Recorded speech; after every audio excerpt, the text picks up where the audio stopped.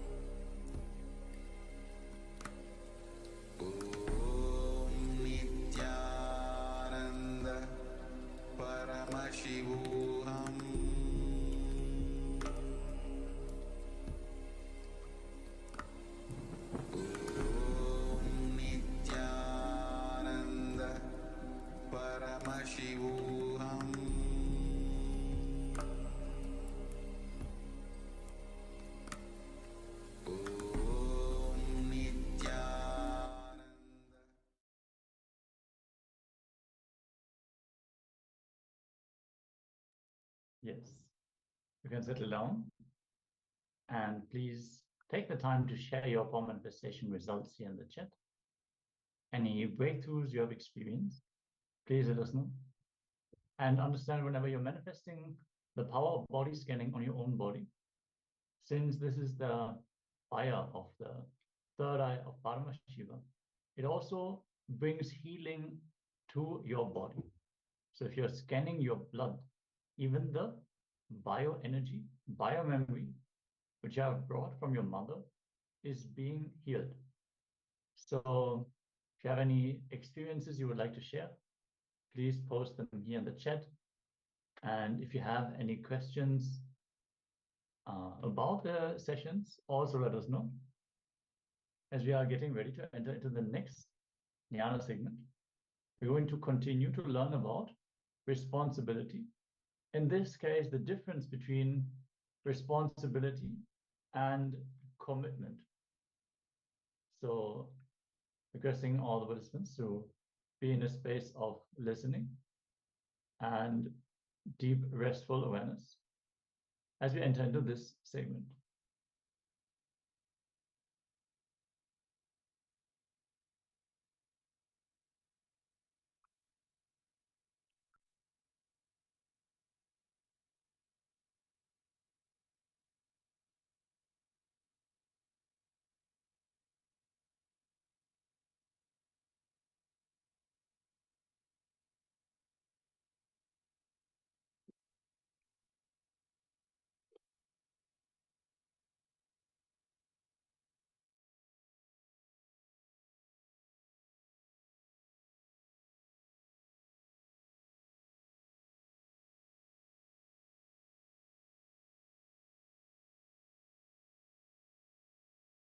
Listen. I am defining these two words.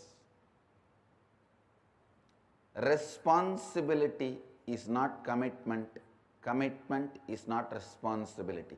You can be responsible, totally non-committed.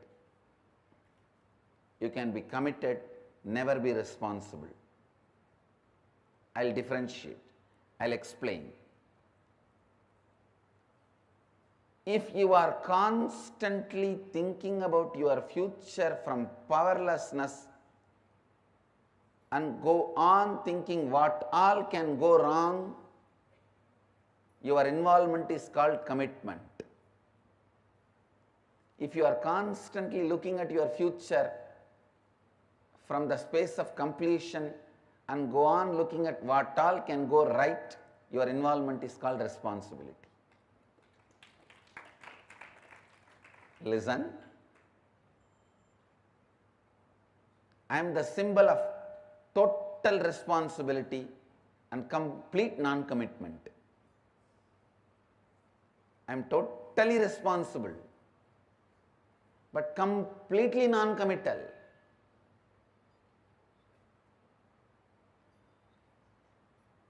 If just a devotee who has attended some free program sometime,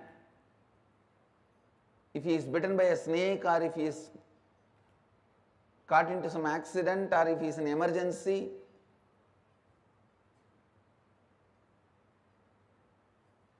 one phone call, I'll personally attend and talk to my secretaries or whoever and see to it that constantly is attended and I get the response back, whether healing or whatever, I can help. You will see that responsibilism. Same way,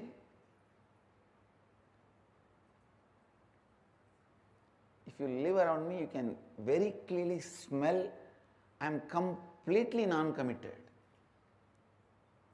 to the whole thing.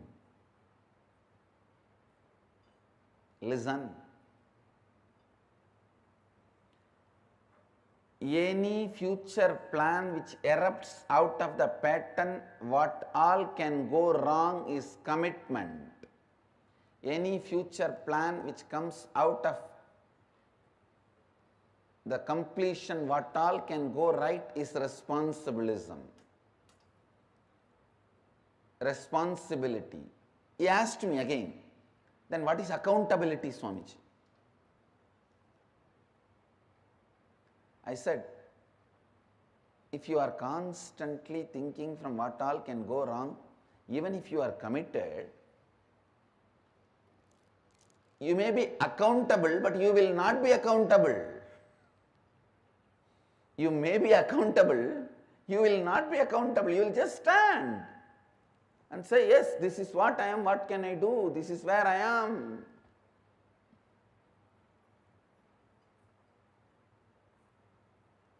So understand, this subject is very, very, very confusing, and people feel no.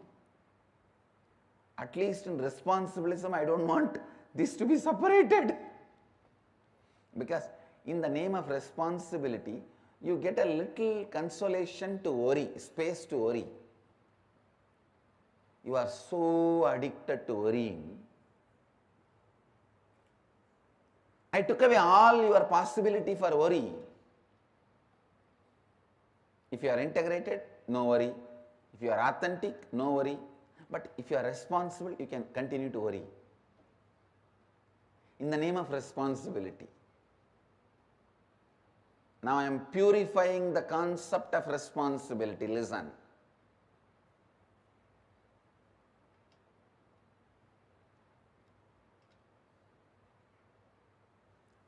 If you can move based on what all can go right, I am not saying don't look at what all can go wrong. You may not need to look at what all can go wrong if you look at what all can go right intensely. Looking at what all can go right,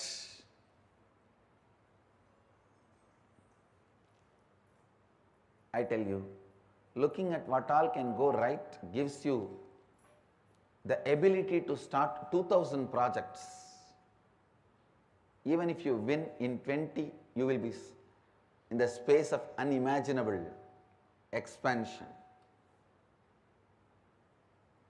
The mind which looks at what all can go wrong will not even move to the second project. People constantly say, from morning I was making this call, this. Understand, even when you are doing some action, is your worrying pattern keeping quiet? Is your lust pattern keeping quiet? Is your fear pattern keeping quiet? Even when you are working, doing your work, all the three are functioning. Same way, instead of lust, fear, worry, why can't your planning, celebration, gratitude function?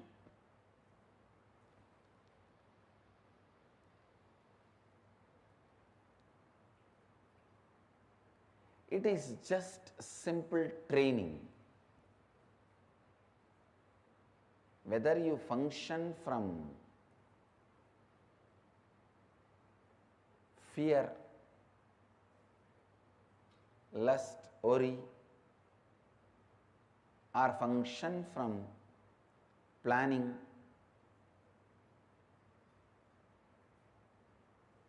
celebration, gratitude, planning, completion, gratitude. Listen. Listen, I am giving you a very important sacred secret as per the yogic tradition. The moment you are born, you reside only in Anandagandha. Anandagandha is the space from which your soul, your consciousness operates in your body. While you are doing all your regular lifestyle routine, either you choose to allow your lust, fear, worry as an involuntary,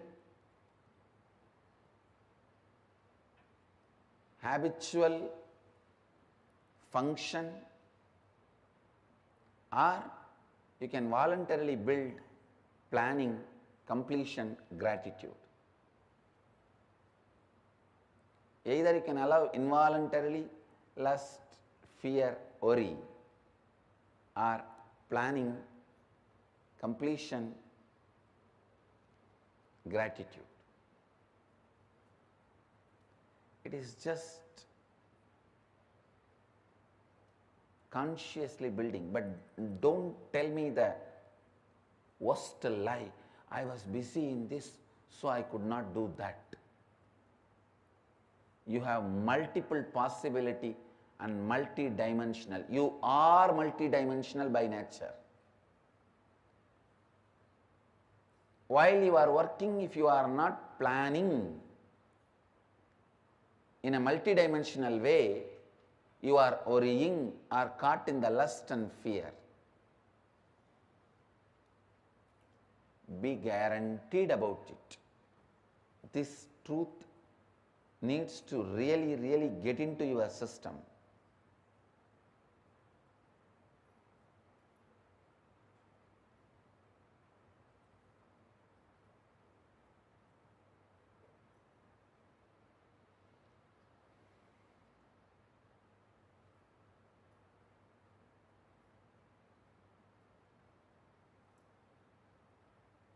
This truth need to really get into your system. Listen. Only then you will understand the difference between commitment and responsibility. If you don't take responsibility, you are beaten black and blue by commitment in the life. When you take responsibility, you are given the reward of the freedom from all commitments.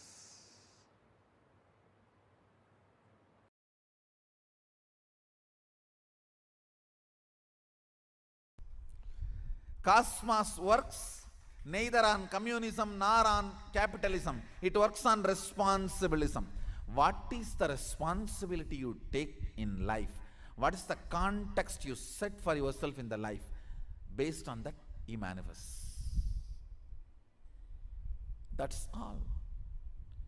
He manifests based on that. So the whole Sadashivatva is manifesting for the people who decided to do his work as not just first priority, only priority.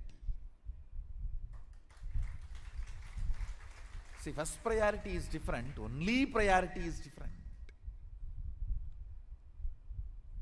Because they decided it as only priority, the manifestation becomes totally different, altogether in a different scale. Understand, my initiations are same, I am same for everyone. It is based on their context they receive and they manifest.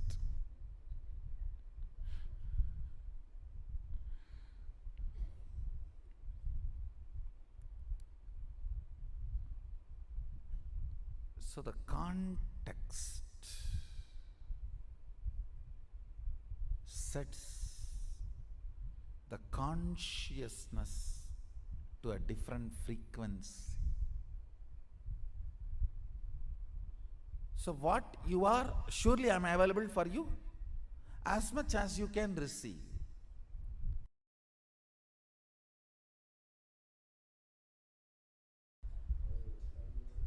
The more power manifestation, more divine you become. Understand? Shakti comes with buddhi. Only siddhi comes without buddhi. Shakti is mother, siddhi is stepmother.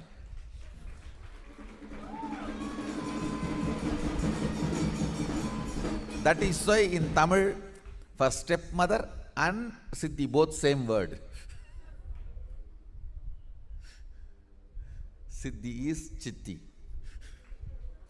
Shakti is mother. Understand?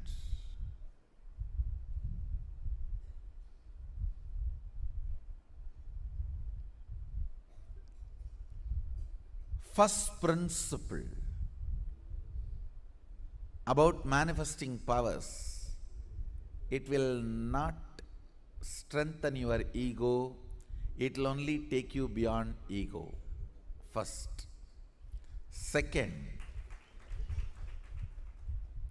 manifesting powers means manifesting qualities, state and space of Sadashiva also. Understand? When you manifest powers, naturally the state of Sadashiva and space of Sadashiva starts manifesting in you. I have always seen people who manifest powers have a very high level of integrity and unclutching, because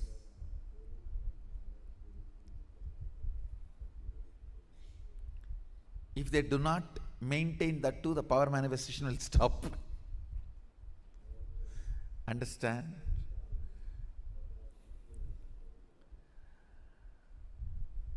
How much ever you would have paid to buy your cell phone, but unless you charge every day, it will not function. How much ever you may manifest powers, unless the integrity of your life is maintained, it will not manifest. Actually, when you manifest powers, automatically the frequency of your integrity increases. The trust in integrity, trust in authenticity starts increasing. The reasons why you don't live a life of integrity is powerlessness. That starts melting down. With more and more power manifestation, powerlessness goes away. You become more integrated, more authentic. The second principle of power manifestation, listen carefully. Shakti comes always with buddhi.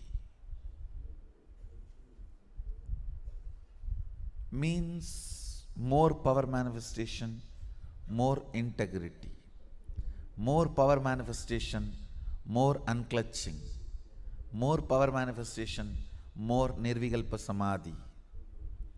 More power manifestation, more joy. More power manifestation, more restful awareness.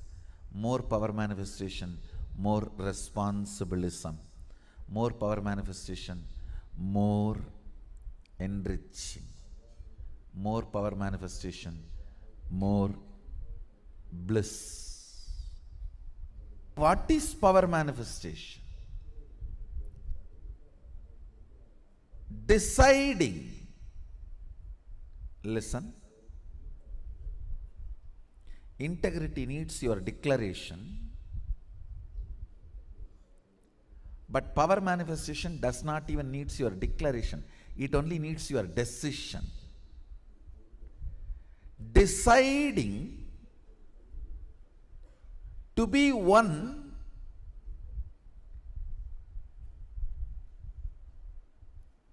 with the original source, Sadashiva, which is you, even when you don't understand.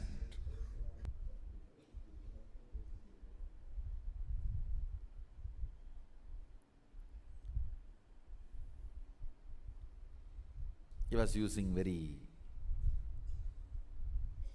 few words. That is his beauty.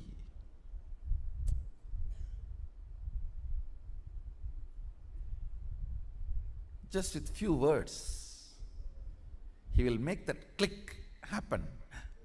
You know. First he was trying to tell that everything is one.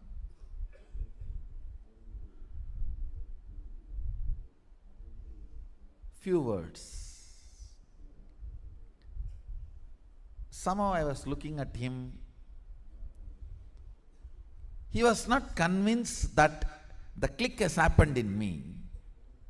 And many times both my gurus, Kuppammal and Vibudanandapuri and Yoganandapuri, both have tried to explain Advaita to me.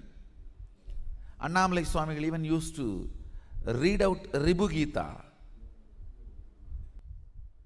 Annamalai Swamigal was one of the enlightened disciple of Ramana Maharshi. Used to read Ribu Gita in Tamil. But somehow the click never happened.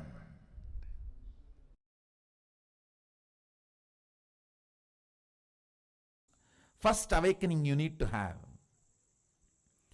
No cunning strategies. No cunning strategies are going to work. Shortest distance between 2 points is straight line.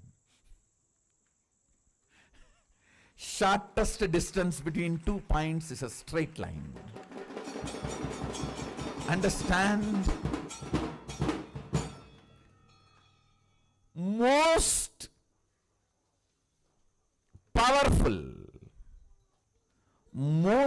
powerful strategy for manifesting wealth is integrity. Most powerful strategy. If you want 2-digit, 3-digit level money, maybe 1 or 2 lakhs or 1 or 2 crores, then cheating, stealing, all that may work. Robbing the bank, all that may work. But if you are really interested in living with wealth forever, living with wealth forever, the most easiest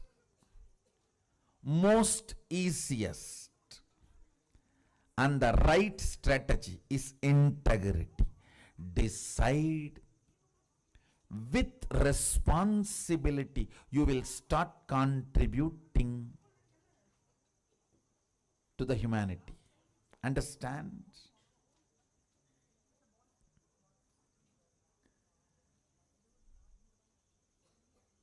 Manifesting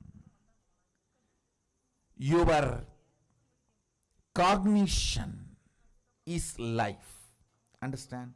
Whatever cognitions, conclusions you have about life in your life, you will go on be manifesting that every day. If you have the conclusion, you are going to fall sick day by day.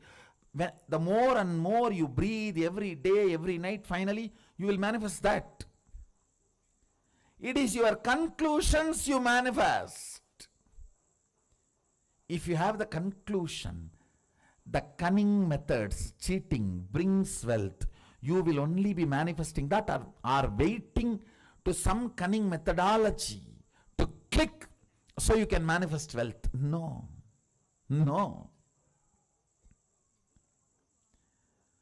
All waiting for cunning strategies to manifest wealth ends in frustration. And then you have a deep negative cognition about wealth. That is not going to happen for me. No. That is not for me. You end up there. You end up there. In utter frustration. Then even if Sadashiva comes and gives the poetry, hey, go. You will be afraid. No. Who knows whether I am going to get the praise?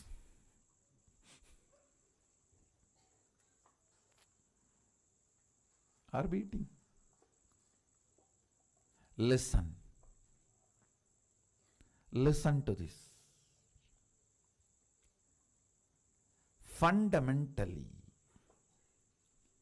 the first truth of awakening wealth consciousness, I am not giving you this as a teaching, I am giving you this as a software programming.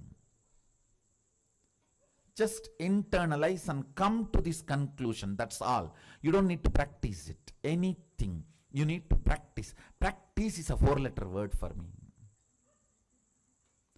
Coming to conclusion is all I ask from you. No belief, no faith, no. Coming to conclusion, integrity. The first cognition you need to have, the first conclusion, I request you to arrive. No cunning strategy will manifest wealth in your life. You may grab little currency through cunning strategies, but it will never become wealth of your life. I tell you, I am traveling all over the world. I am seeing all the culture, country, every background beings. Still now, I have heard at least about thousands of types of lotteries, but not seen a single man who has become permanently wealthy, rich by a lottery. Understand? I have not seen a single man who really became wealthy, stayed with his wealth through a lottery. No. That's the most funny thing. Then what is happening to all the big lotteries going on? The economy Sadashiva is teaching is neither capitalism, nor communism, or socialism. It is responsibilism.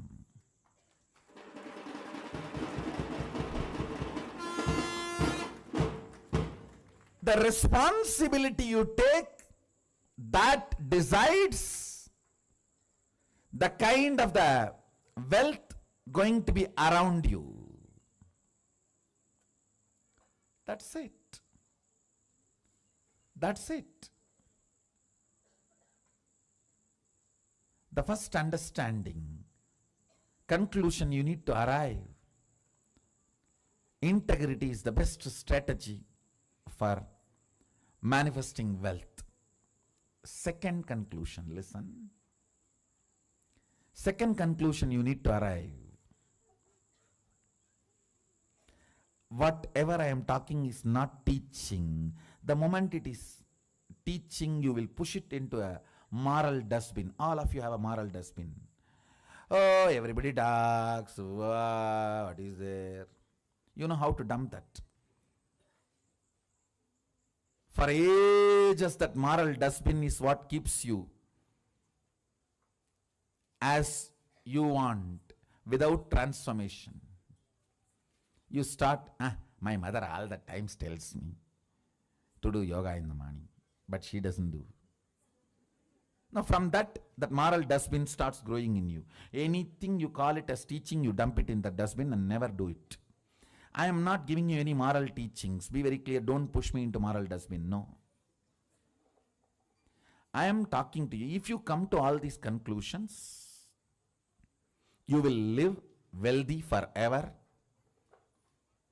And if you are not able to come to this conclusion, I will support you, help you by awakening your Kundalini Shakti to see these conclusions as reality. That's all.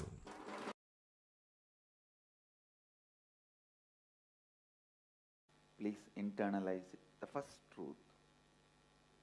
Anything which is truth strengthens you. Anything which is overlapped on the truth, believed, whether it creates greed in you or fear in you, weakens you even while you are believing.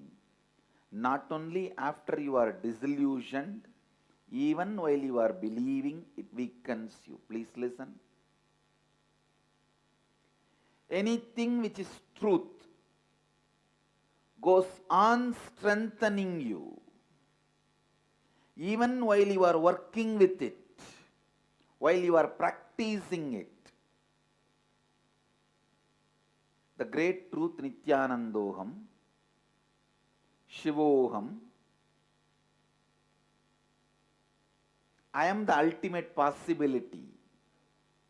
When you work with this truth Understand, when I say I am the ultimate possibility, I mean you are the ultimate possibility. When you are working with the truth, even while you are working, it strengthens you day by day. But anything which is believed, which is not truth, which creates greed or fear in you, weakens you continuously, even while you are believing it, not only after the disillusionment. After disillusionment, you will completely feel powerless. You will feel deprived, cheated. You lost, you wasted.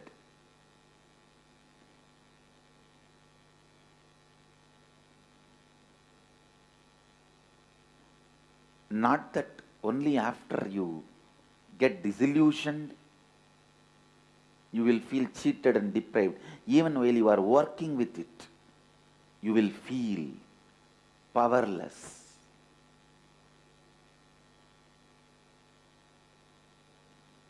Shivoham, deciding to work with the truth, Shivoham. Please understand, this truth you can't just believe and keep quiet. The truth is so powerful, it will provoke you to work towards it. It will provoke you to work towards it.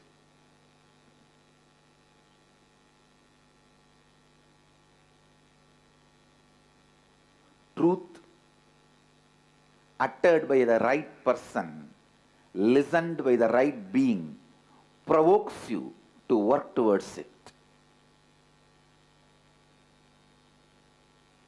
It can never be a one more sermon. No. Satsang is not sermon or discourse. After the discourse or during the discourse, you can be sleeping. Continue to be in slumber. But satsang provokes you. Neither during nor after you can be in slumber or sleeping. It provokes you. It awakens you. That's the right word I should use. It awakens you. While you are working with the truth, Shivoham, even while you are working, you have to take the responsibility for it. Don't expect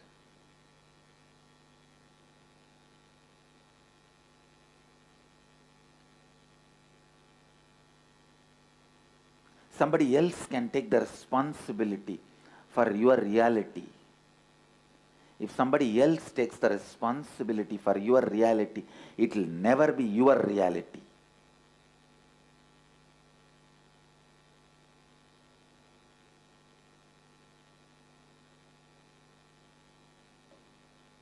Yes, Guru can take the responsibility to make you responsible, not for anything else. Guru can take the responsibility to make you responsible. That is why his love is never appreciated. His love is not the cozy, comfortable feeling you felt in the name of love in your life when you were young. The pattern you believe as love. You cry and your mom rushes you and gives you food or candy. Your dad rushes to you and gives you some sweet and toys, whatnot. Your aunt brings you clothes. Your uncle brings you gift. What you believed as a love, the pattern of action reactions which you believed as love, you will not experience from Master. from an enlightened being.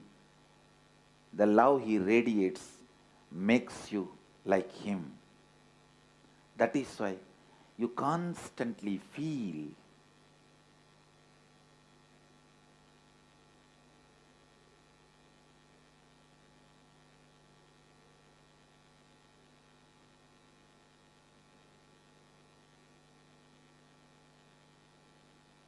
you will feel energized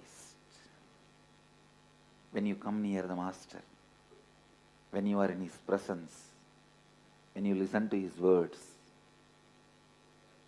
when you imbibe his presence. But you will not feel the so-called love. And if you feel what you felt as a love pattern from the young age, from the Master also, maybe he is giving you little time to settle down and become comfortable.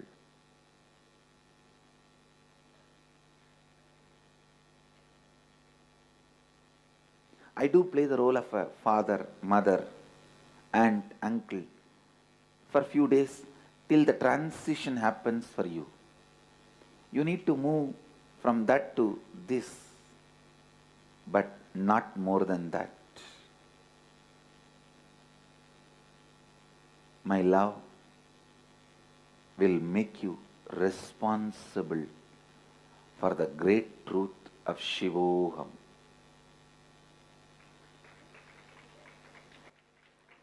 For the great truth of your reality. Understand, the truth has to constantly strengthen you. Truth has to constantly strengthen you. Anything which weakens you day by day is a belief. Anything which strengthens you day by day is a reality. Sit and open your whole being and see what all is in you which is strengthening you day by day. Support them. Stand by them. What all is in you which weakens you day by day, complete with them and drop them. Whether it is emotion, beliefs, thought currents, patterns, ideas, theories, theologies, whatever is strengthening you day by day, it is reality. Work with it. Work more and more with it. Whatever is weakening you, whatever is weakening you, be very clear. It is beliefs. It is belief system. Beliefs weaken you while you are with it, after it leaves you. Both. Even after disillusionment, you will repent for wasting your time in those stupid beliefs. The first truth I want you to internalize today. Anything which strengthens you is reality. Cherish it. Meditate on it. Encourage it. Contemplate on it. Awaken it in you more and more and more. Take responsibility for it more and more and more.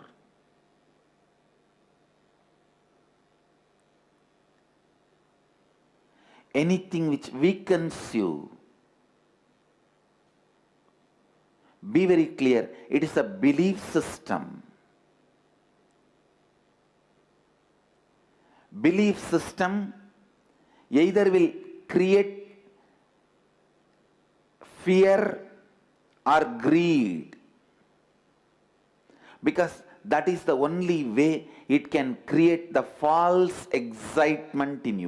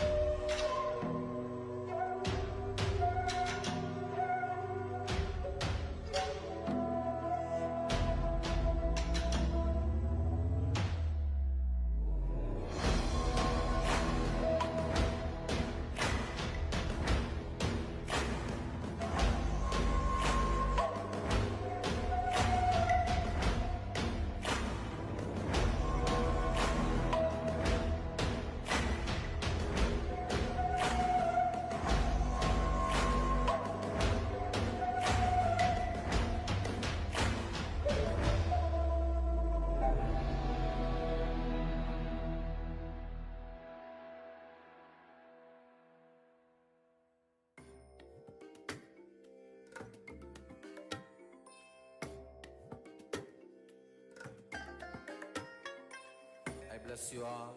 Let you all open all your three eyes and manifest the powers of Mahasadashiva. Om Nithyananda Paramashivoham. Om Nithyananda Paramashivoham. Om Nithyananda Paramashivoham. Om Nithyananda Paramashivoham. Om Nithyananda. Yes, Nithyananda. Just now we learned about responsibility and commitment. What is the difference? You can be completely committed, but never take any responsibility. And you can be completely responsible. You can act out of the space of responsibility, but never be committed. Swamiji has shared that if you look at him, he will take care even for the most minute detail. Even a person who has maybe attended some free weekend programs, if they call and they inform that they have maybe some snake bite or some disease, some problem, Swamiji will do everything to take care, make sure that they are being taken care of. But he will never be committed, never stuck in any of the thought currents, any of the patterns. So the difference is that if you plan your future based on all the things that can go wrong, many people do this, they strategize, they go through all the possible things that can go wrong. And based on that, you come to some conclusion, what is the right action? There is like a statistical idea. I have this chance that this can go right, this can go wrong. So you calculate what is the most likely result of your future, and then you take your decision with a lot of binary logic. Then you are committed to that future, to that possibility. But if you take responsibility, you just act out of all the things that can go right. Just looking at all the things that can go right in your life. So let us expand our perception. Let us expand our space of responsibility. So now, let us enter into this exercise, the unlocking the power of feeling. Any future plan which erupts out of the pattern, what's all can go wrong is commitment. Understand? Any future plan which erupts out of the pattern, what all can go wrong is commitment. Any future which comes out of completion, what all can go right is responsibility. Understand? Any future plan which comes out of completion, what all can go right is responsibility. Step 1, you're going to reflect on this powerful cognition and pen down where in your life you function out of commitment. So understand, you are going to reflect on this powerful cognition and pen down where in your life you function out of commitment. So the second step will be complete with all those incidents, decide to feel responsible and function out of completion going forward. This is a very important thing. Function out of completion going through forward. So complete with all those incidents, decide to feel responsible and function out of completion going forward. Now let us enter into this internalization exercise. Have your pen and paper. Start penning down the incident one by one as detailed as possible. Let's enter into the session.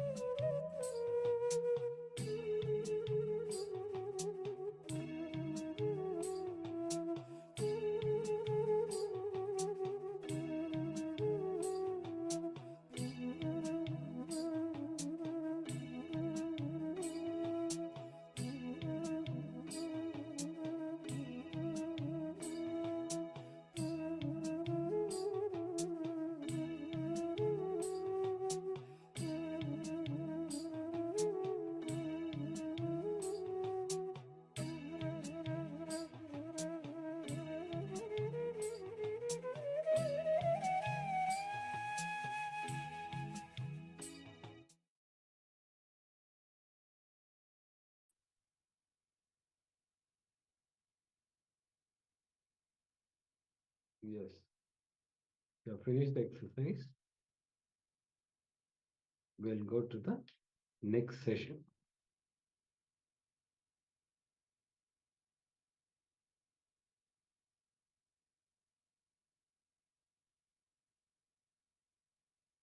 Yes, we're now going to enter into a Nitya Kriya. We're going to have the Nitya Kriya, which is a care for hypertension. Hypertension is one of the societal diseases that is actually responsible for the most death of men above 60. So hypertension is a condition that reduces your lifespan by clogging up your arteries and making it difficult for your body to transport the blood, transport the important nutrients, and it can end in heart failure, stroke, brain damage, and many different other chronic conditions, and potentially end up lethal. So to increase your lifespan, it's possible for you to clean your arteries and keep your blood flowing freely. That's the best. So Swamiji has created a Kriya, which is a care for hypertension. So even if you do not have high blood pressure and all that, you don't have clogged up arteries, you can still do this Kriya to prevent your body from forming these dispositions in the first place. So you can simply increase your lifespan by practicing this Kriya. So let us all get ready. Have your yoga mats ready and make sure there's enough space around you, since we're going to perform certain yoga asanas and pranayamas as part of this Kriya.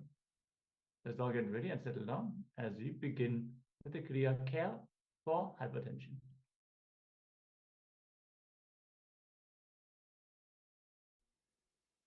Very easy but powerful process.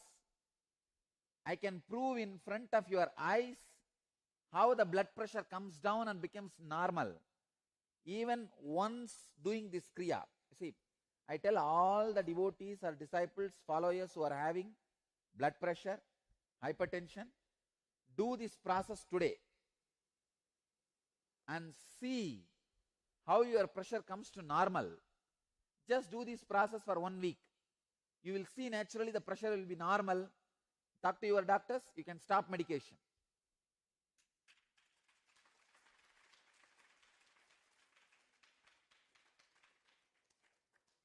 Before stopping the medication, better have one sitting with doctor, talk to the doctor. But I can tell you, within a week, your hypertension will become normal. Very simple Kriya. The whole Kriya will take maybe maximum 10 minutes, not more than that, just 10 minutes. But I give you the 100% guarantee, hypertension will become normal. It may be any level. Even if it is 150 by 100, it will become normal, because the setup, the process, the pattern through which I am making your hypertension normal is from the biomemory level, not from muscle memory. From biomemory, from the depth of your being.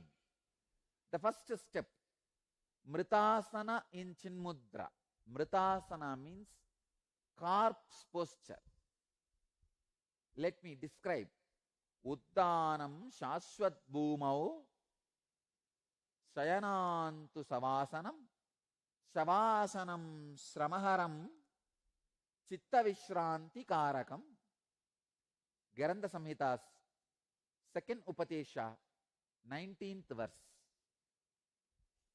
Lying flat on the ground like a corpse is called the Mritasana. This posture destroys fatigue and quiets the agitation of the mind. Please lie down. No pillow, nothing should be for the head. You can use mat. Mat or mattress is okay. Better use mat or mattress, because otherwise you will feel cold and you will not do the technique properly. You may not do the Kriya properly. please use mat or mattress.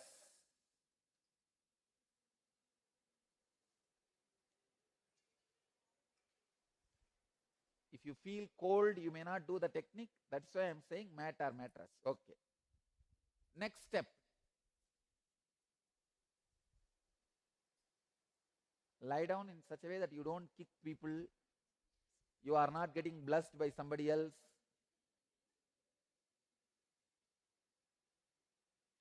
Second step. Please understand. In Mridasana, Chinmudra.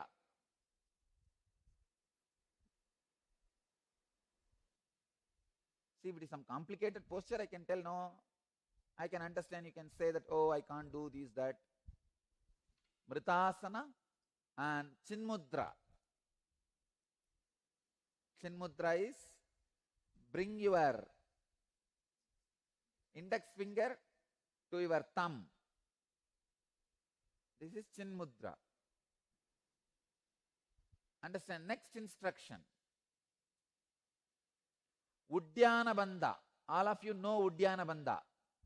Contract the bowels equably above and below the navel towards the back so that abdominal viscera may touch the back. Hold like that in Uddiyana Bandha as long as you can. When you can't hold anymore, relax. Do this Uddiyana Bandha lying down 21 times.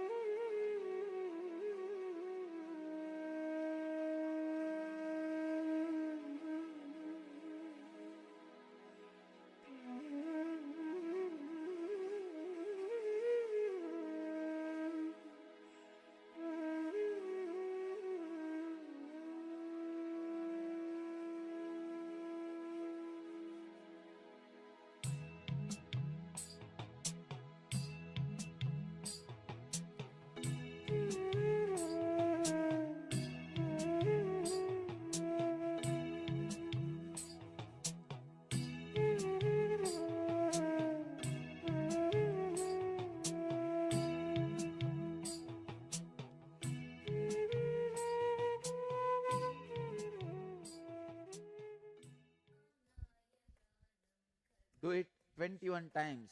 Hold as long as you can. Then relax.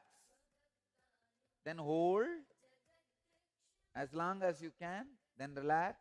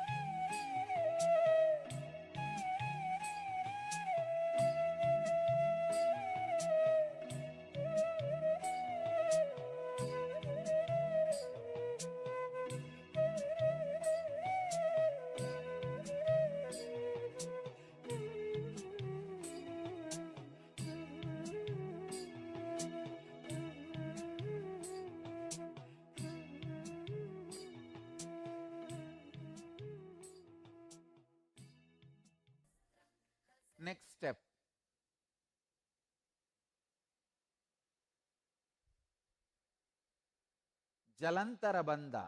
Listen. Contracting the throat, place the chin on the chest. Means lock the throat.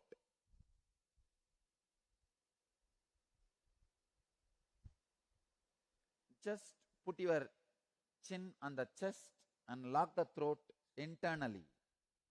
Hold as long as you can. And exhale slowly when you feel you can't hold anymore. Do this again 21 times.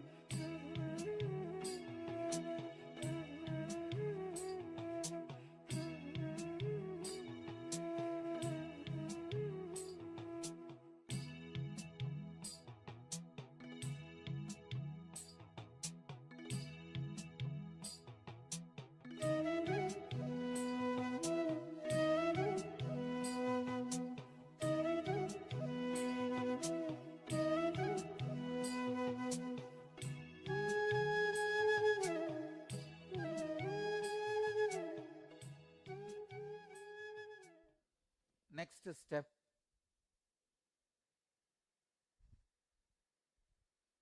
Muktasana. Please sit in Muktasana. Place the heel at the root of the organ of generation and the right heel above that. This is the way. Please understand.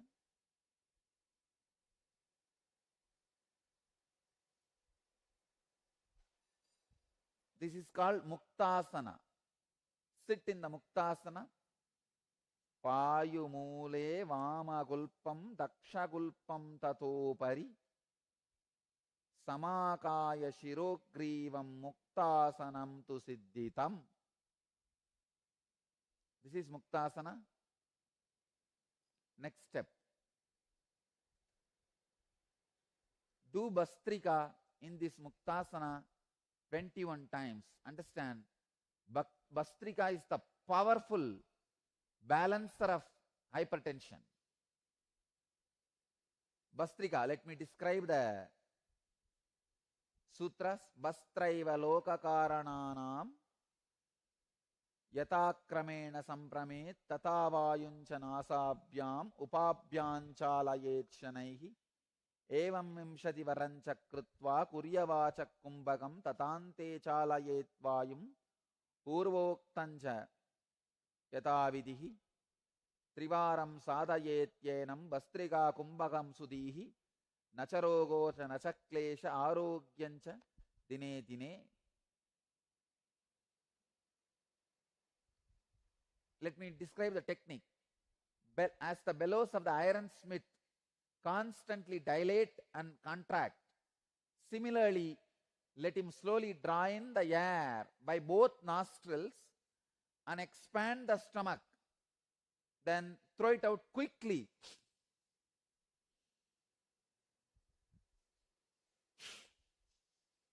Inhaling should be very, very slow. Exhaling should be fast and quick. Do this 21 times.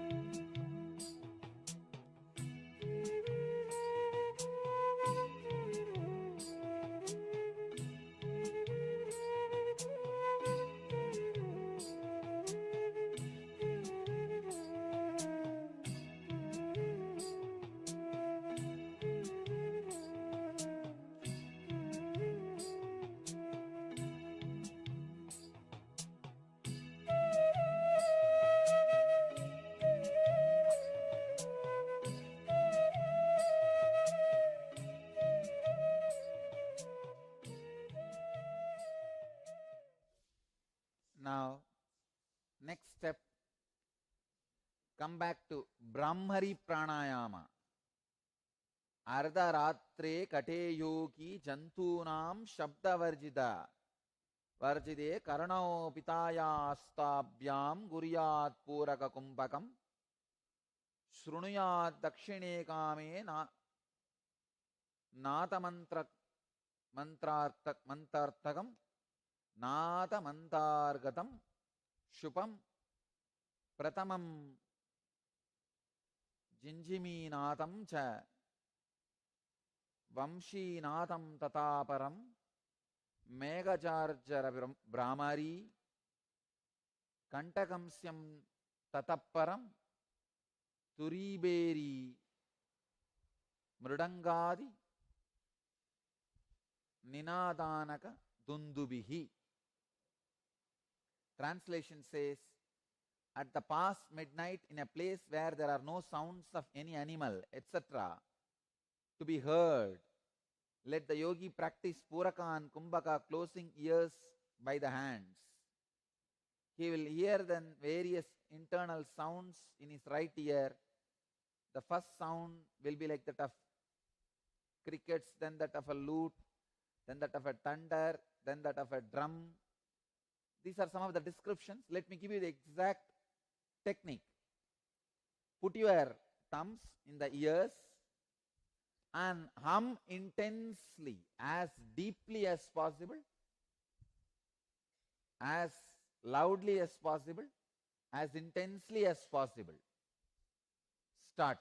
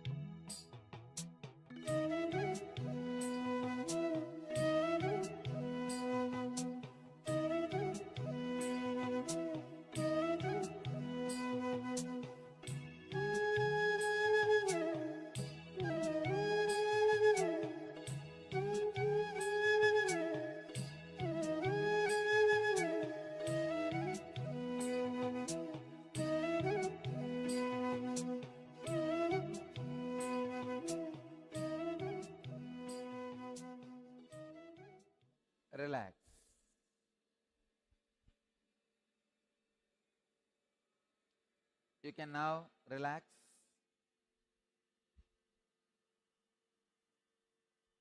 Stop.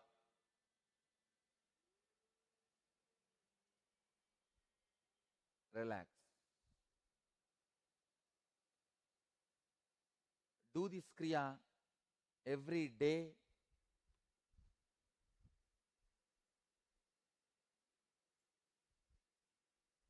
At least once. If your hypertension is the border level, do once for next 21 days. If it is in high end, higher side, like 150, 100, that side, do at least twice. It will completely heal your hypertension. Let you all achieve, experience, live, express, radiate, and share the eternal bliss. Nithyananda. Thank you.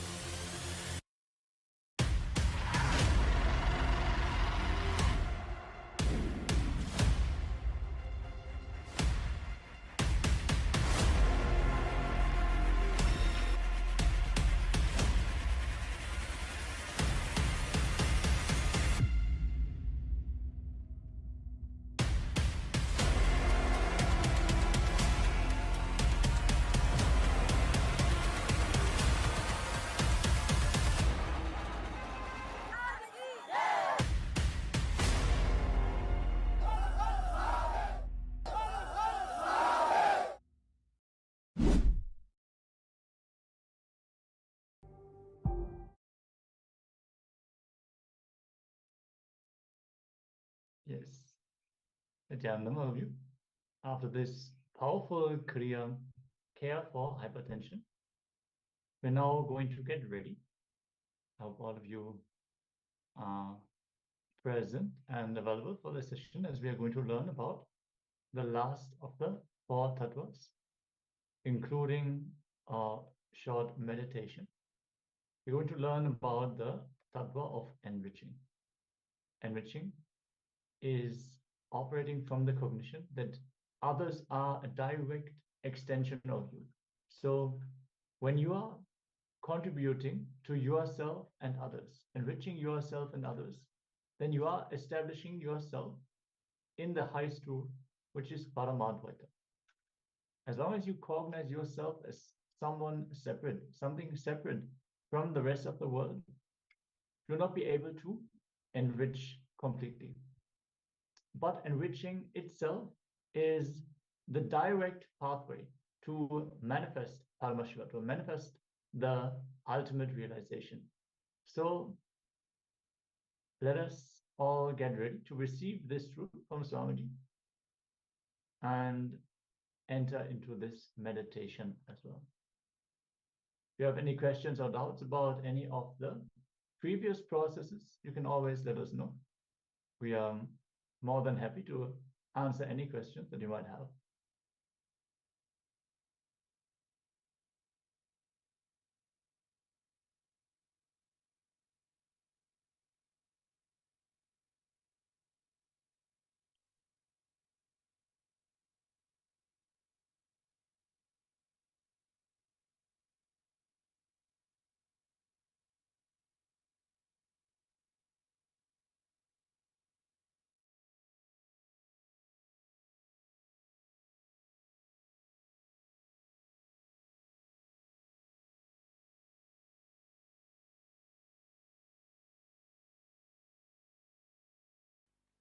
Please understand,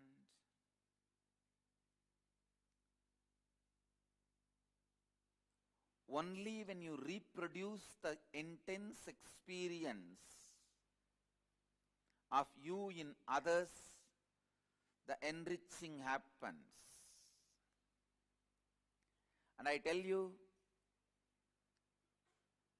only when you enrich, the dark corners of your mind, unconscious parts of your mind gets solidified. Listen.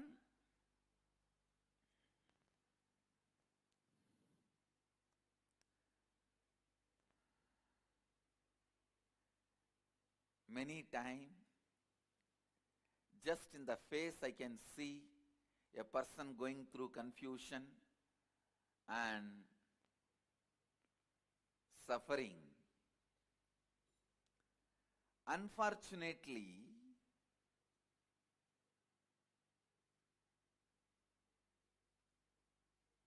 the solution is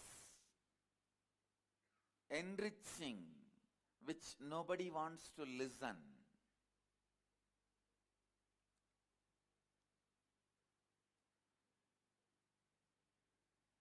When you enrich other human beings, all the struggle you face in them is all the struggle your own unconsciousness carries. Please understand, when you enrich somebody and made them sannyasi, only then you are a real sannyasi. Because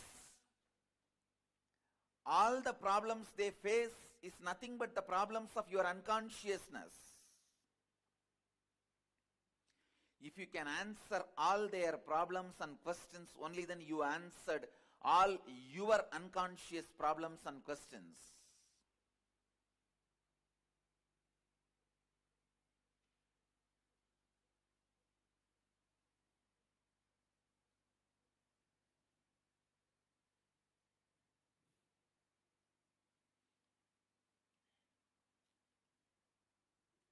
Understand? First of all, you need to understand why we should be able to answer, why we should answer all our unconscious queries. Please understand, unconsciousness is the enemy you carry in your backpack. Enriching is the friend you carry in your backpack.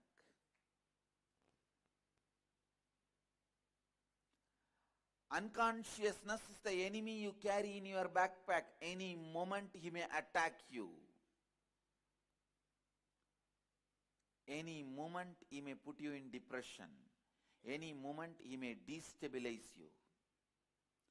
Unless you kill your unconsciousness. Unless you destroy your unconsciousness.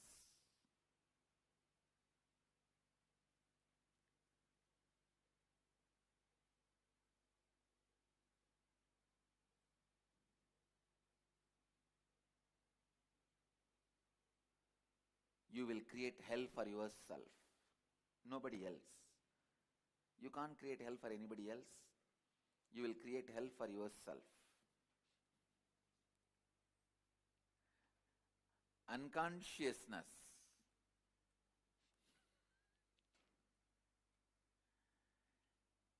understand attacks you when you least expect.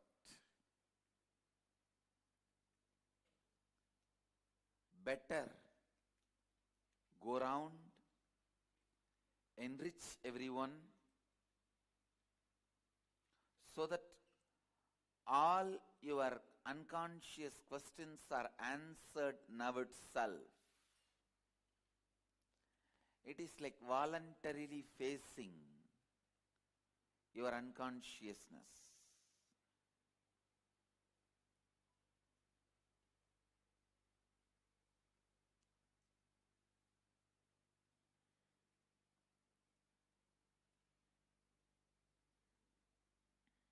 When you face your unconsciousness voluntarily, you go with enough of equipments, power, and handle it. When you face your unconsciousness, suddenly you will unfortunately associate yourself with it. Please listen. This is a very important statement. When your unconsciousness erupts out on its own, unfortunately you associate yourself with it, then you are gone. You lost the game. When you face your unconsciousness voluntarily, you will not associate yourself with it. I tell you, the difference between you associating yourself with your unconsciousness and you not associating yourself with your unconsciousness is a small difference, like whether Krishna is in your side or not.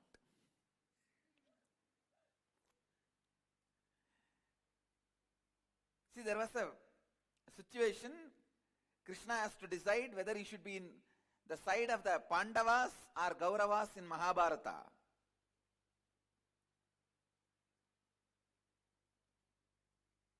That 1 second, that one decision would have changed the whole history of Mahabharat and Bharat. If he has sided Kauravas, I tell you, it is not that Kauravas are worse people than Arjuna. After listening to the whole Gita, I can say very clearly, Arjuna was only socially moralistic. Consciously, he was equal to Duryodhanas. If the same Gita was delivered to Duryodhanas, all the 100 of them would have become Arjunas, enlightened. The whole story will be different. Understand, there is nothing special with Arjuna. I can boldly tell you. He may be socially good,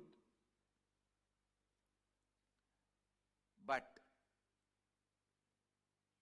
based on the questions of Arjuna, I can say he was equally unconscious like Duryodhana. The situation making you as a good person may be accident, but you making the situation good is incident. Understand? Situation making you as a good person is an accident. You making the situation good is incident.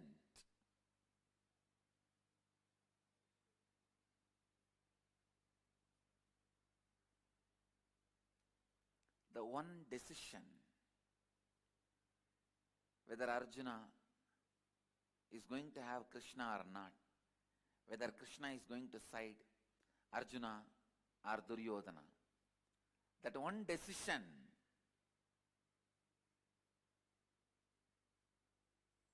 that makes the whole difference.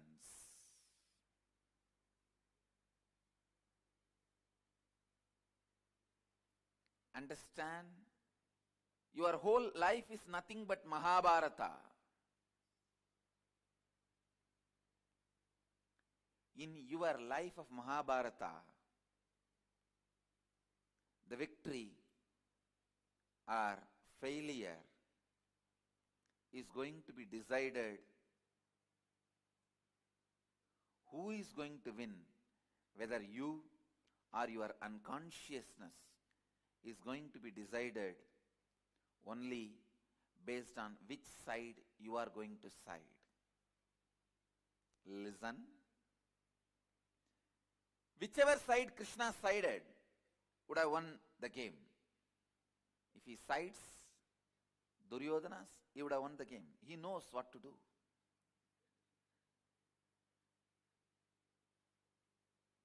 I have gone through the Mahabharata, I tell you, and won the game. And I tell you, you need Krishna to win the game. You really need Krishna to win the game. Most of the time, the immediate cognitions you have decides the quality of your life. ध्यान से सुनिए. Please listen. The immediate cognition you have decides your life. whether falling in love or getting married or taking sannyas, accepting a job or rejecting a job or leaving a job,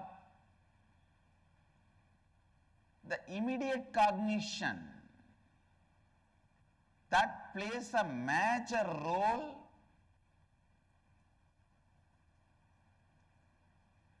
immediate cognition plays a major role. Listen. The immediate cognition plays a major role. I wanted all of you to listen to this word once more. Immediate cognition plays a major role. I am repeating it 3 times.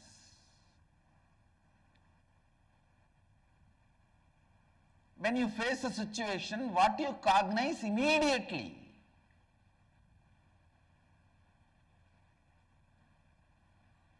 Sometimes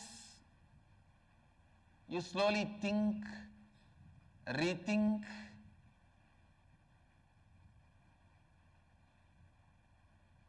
meditate, contemplate, complete. You do all of that and then come to certain cognition. But please understand, your decision is going to be done only by immediate cognition. Your contemplation, thinking, everything may influence your decision, but that itself will not be decisively decision making. Please listen. Your thinking, contemplation, analyzing, intra-analyzing, all these at the most can only influence the decision.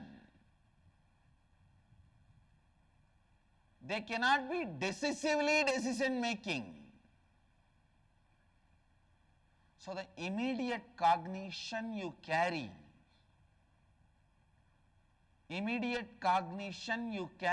plays a major role. Please understand, in the inner awakening, I am giving you the right immediate cognition.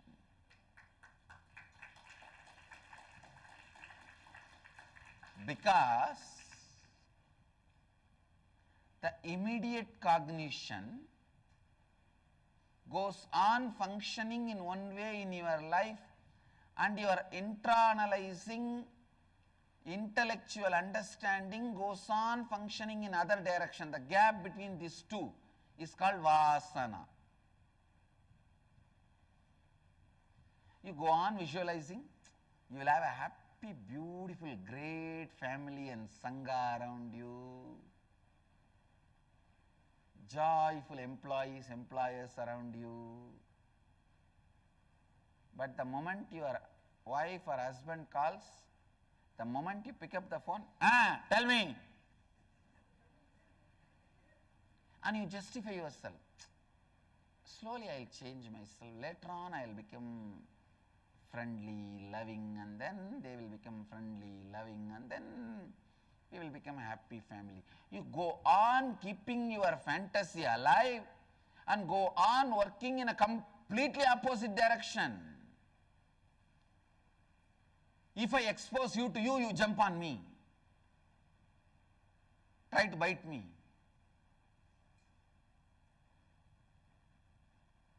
The vasana, in Sanskrit we have a beautiful word, samskara, vasana. Vasana means having the unconscious life patterns which is completely against the reality you want to cause in your life. Having and working in an unconscious way which is completely opposite to the reality you want to cause for yourself and others. See, why this is happening? What do you want to do? And what is the way you are doing? You go on pushing your hopes, saying, tomorrow I'll change. After a few days I'll change. I'll change. Don't push me too much. Otherwise I may give up. If you give up, who cares? Actually, we blackmail even ourselves. I'll give up.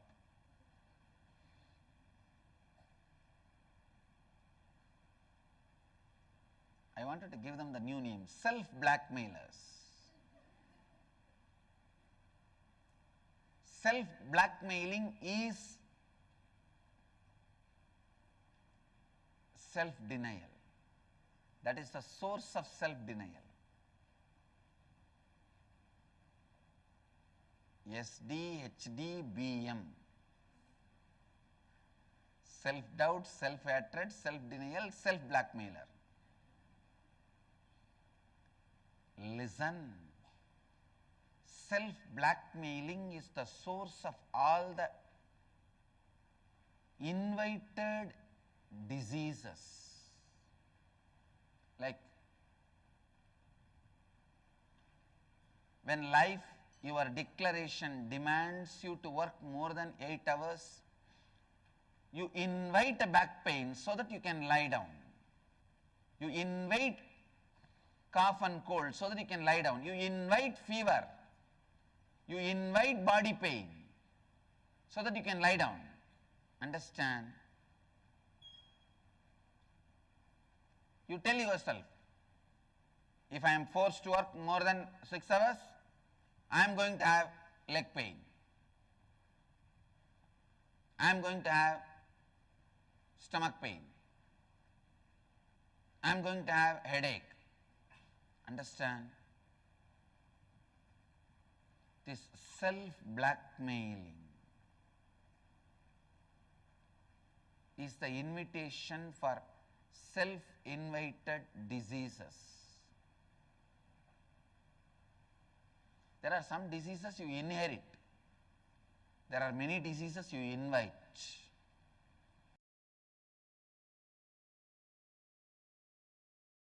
The depression of Arjuna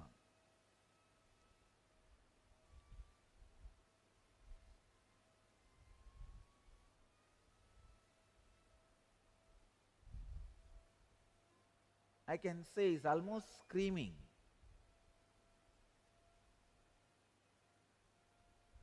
So many verses he is screaming, but Krishna is completely silent. He is there, he is there, he is there.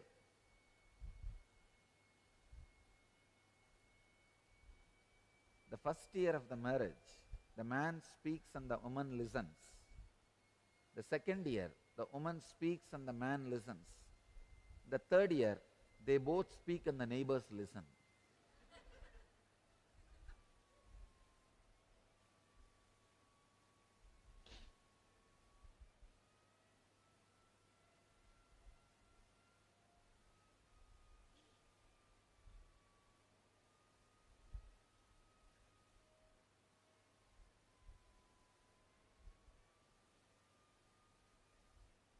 I think Arjuna is speaking, but Arjuna is not seeing any reaction in Krishna's face that Krishna is listening.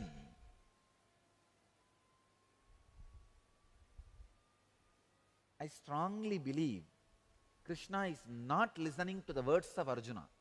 He is only looking into the depths of Arjuna with deep sympathy, to understand the root of the problem. Please understand, when you are agitated, confused, your words do not express your real problem. That is why when people come and tell me their problems, when they give me a long letters, more than reading their letter, I will be looking into their eyes. I will read their problems by looking into their eyes, not looking into their letter. Because you are habitual liars. Please understand, all human beings have got into the system of becoming habitual liars. Yesterday, we were having sessions in Inner Awakening. When you are challenged, when you are cornered, how you escape from situations. I was studying each one's patterns, how each one escapes, listening to their stories, incidents. I discovered one thing: 99% of the people tell lies and manipulate the situation and escape when they are challenged. And the remaining 1% told lies even to me when I asked them.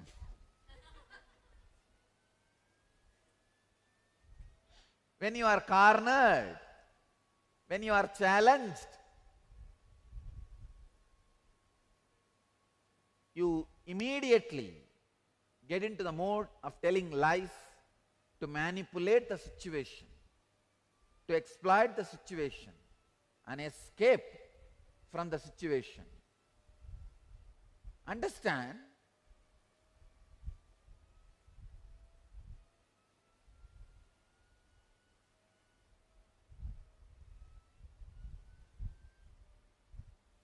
more than the words of Arjuna, the eyes of the Arjuna can reveal the real problem to Krishna.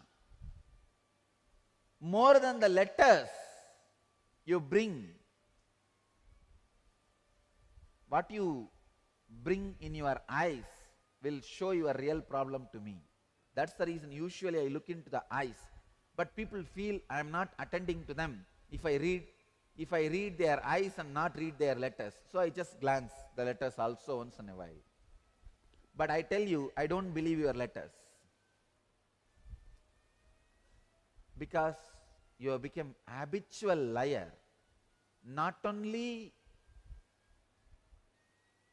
you start lying to others, even you don't realize you are lying. You have become such habitual liar, it becomes part of you. We hear that those who have lost family traditions dwell in hell for an indefinite period of time. Arjuna is crying. But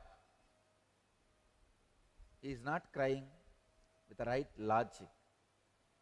He is just using all broken logics, all broken ideas to justify his thoughts, justify his ideas. See, it is too late. You should have thought about all these things and had a group discussion, round table meeting, dinner, brainstorming, everything at least 2 days before. Too late.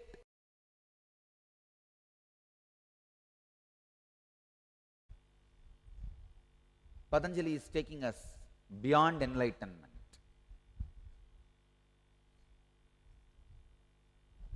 See, the spot where your mind explodes into a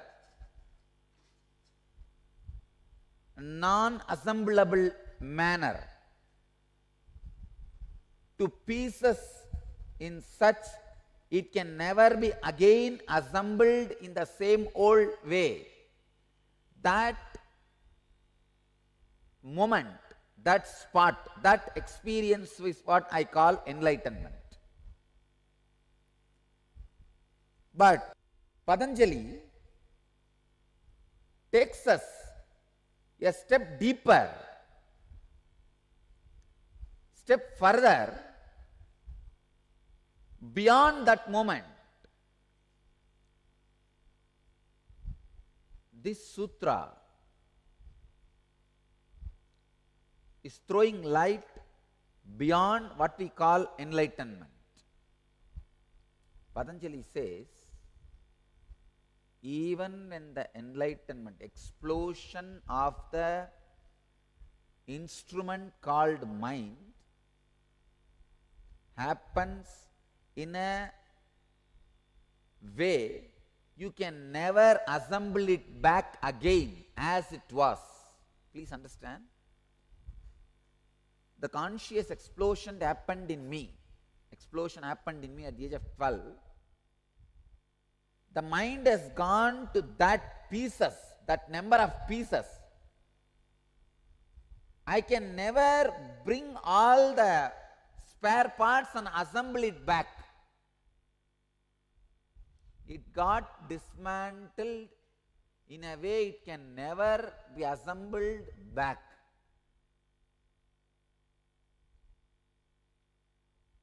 It's like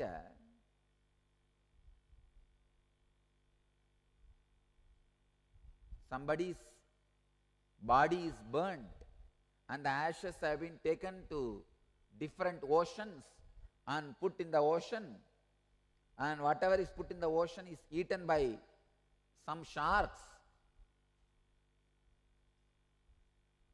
and over.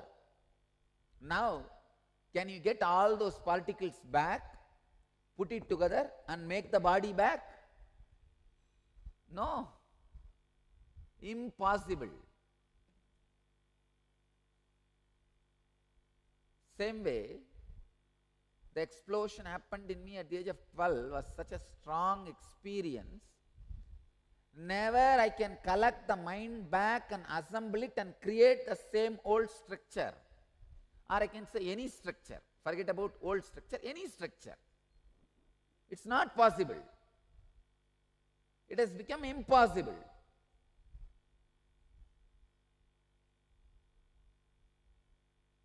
But things does not end there. It is not final. That experience where there is no mind, that is where life starts.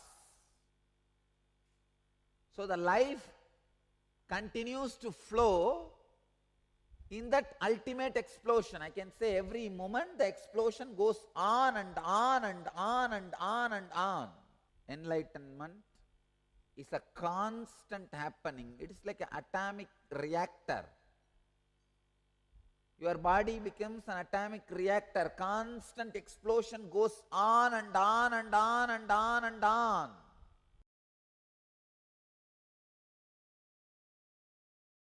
An unconscious person does not think through. So whatever is the flow of life for him is crime for society.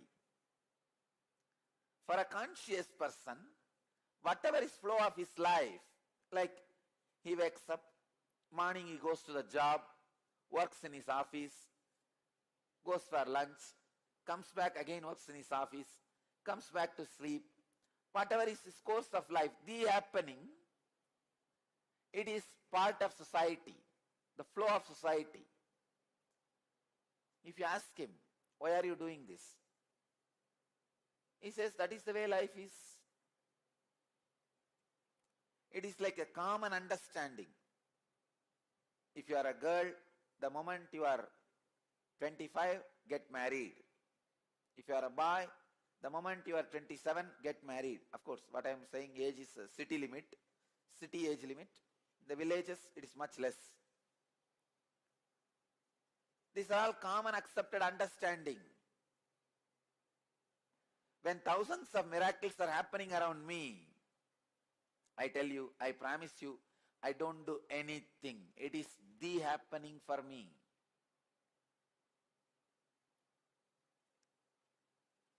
People come and tell me, Swamiji, I came to Kalpataru.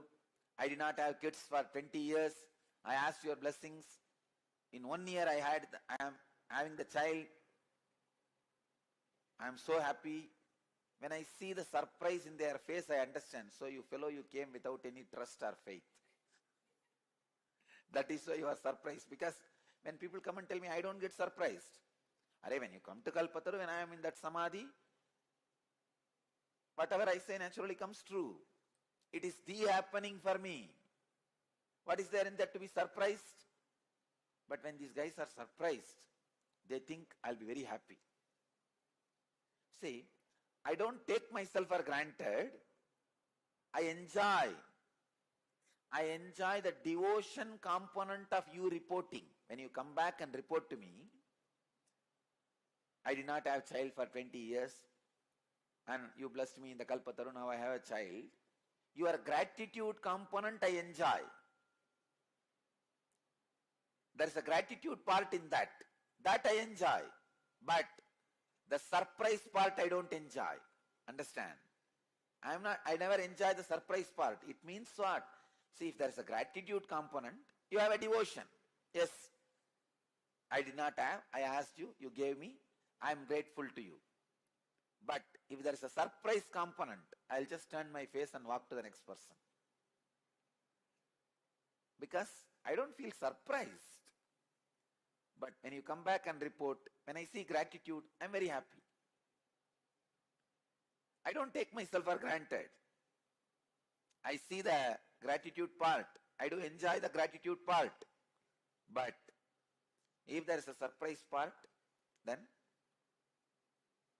you did not comprehend or have deep trust. That is okay. All I wanted you to understand,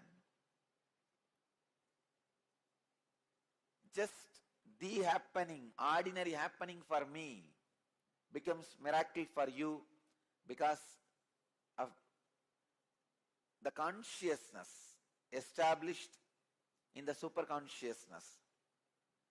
Because it remains in the superconsciousness, in the highest intelligence, the supreme being, even the happenings are celebrated as the miracles. Bhagavan is very clear, Krishna is very clear, he uses the word ihaiva taihi chitah sargaha esham samye stitam manaha nirudosham hi samam brahma tasumat brahmani te stitaha.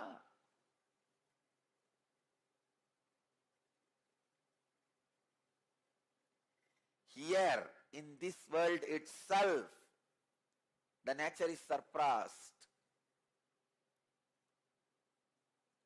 by them whose intelligence remains established in Supreme Being. See about Trinyana Sambandhar. 292nd Guru Maha Sannidhanam asked me a question in Akashic reading. He put a question to me in the Akashic reading for Kalabhairava. What all miracles Jnana Sambandha Swami did? The Akashic reading I read out 78 times he broke the nature, law of nature, science and law of nature.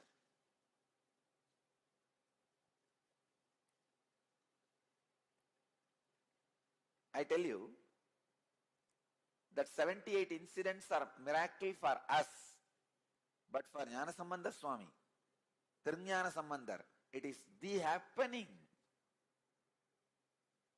It is just the flow. Because he is established in the superconsciousness, the nature is surpassed by them whose intelligence is established in Supreme Being. Ihaiva taihi jitaha sargaha yesham samye stitam manaha. 78 times nature would have tried to cross him and he crossed it. That's all.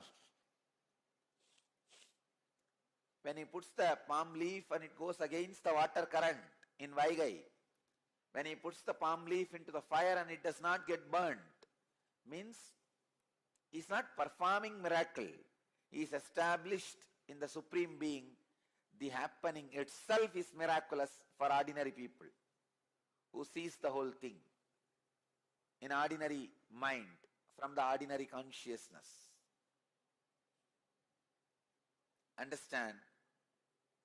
Now, this is the sutra for all of you.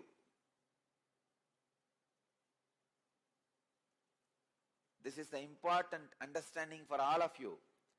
Be established in ajapa japa, feeling connection and unclutching. You will simply pass the law of the nature, which is you can't live without food. You will just surpass it. Be established in the supreme consciousness. You will just surpass the law of nature. You can't live without food. You can't live without food is a law. It's the nature. You will just surpass it by being established in supreme being.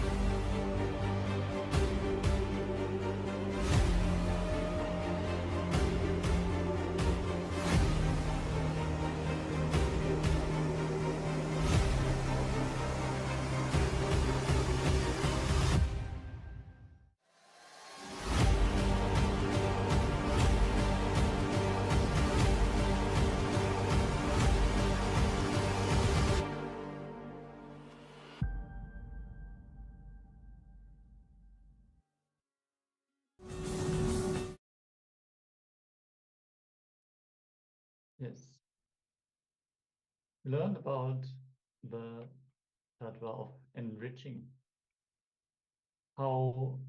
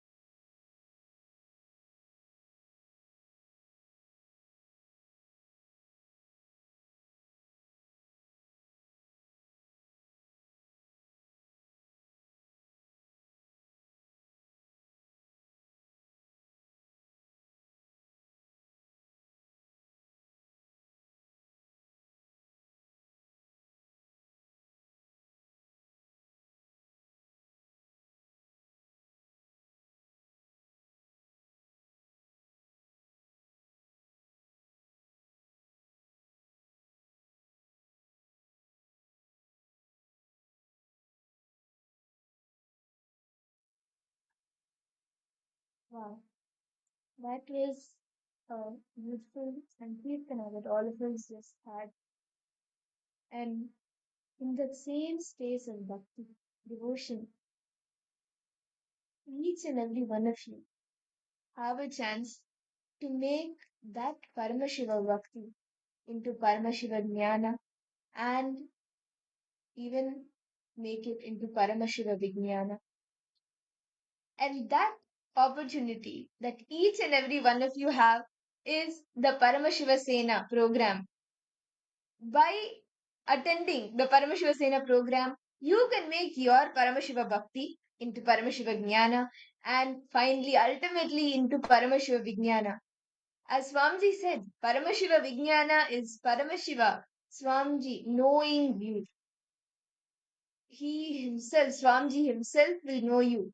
And the Paramashiva Sena program, the becoming Rajya Sabha member of KAILASA is an opportunity that you should not miss for any reason. And this program, it's like, first, it's one program, the in-house program happening after 5 years. And Swamiji himself is attending to each and every person. Each, like literally, Swamiji is there 24 by 7. 24, not even 24 by 7. Literally, 24 Swamiji is there. Swamiji is making himself available in the Paramashiva Sena program for each and every one of us. And you can become a part of the Paramashiva Sena, a Rajya Sabha member of Kailasa by attending the program. You can experience the Paramashiva Vijnana, where Swamiji himself will know you. And understand this program, right? Like it is literally conducted and guided by Swamiji himself. Literally, like throughout the whole program, in the day, like from the time starting the program till the end, Swamiji is there with each and every single participant, guiding them to become his ambassadors. As very beautifully read, Paramashiva Sena is for each and every one of us to experience the you are to understand. And so it's like all of us, it's like a training ground for all of us to radiate Swamiji himself, manifest Swamiji in each and every one of us. I want to thank all the participants and all the viewers live right now.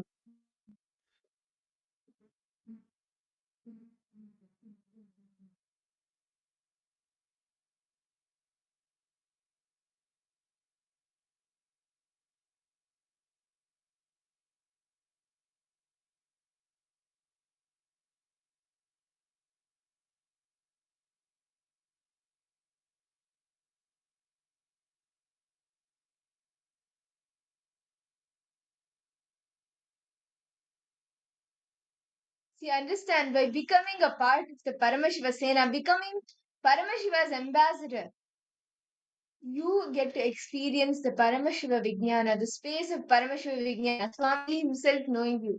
And it's such a sight to see how, for each and every participant of the Paramashiva Sena program, each and every question, Swami comes, like he is making himself available. He attends to each and every participant, whether it is the smallest questions or even questions related to how like the science of how to connect what is Paramashiva Vijnana, how to connect one from another, all of these, any questions, it, as Mavrija was sharing, this is the training ground for you to become an ambassador, Kailasa, an ambassador of Paramashiva himself.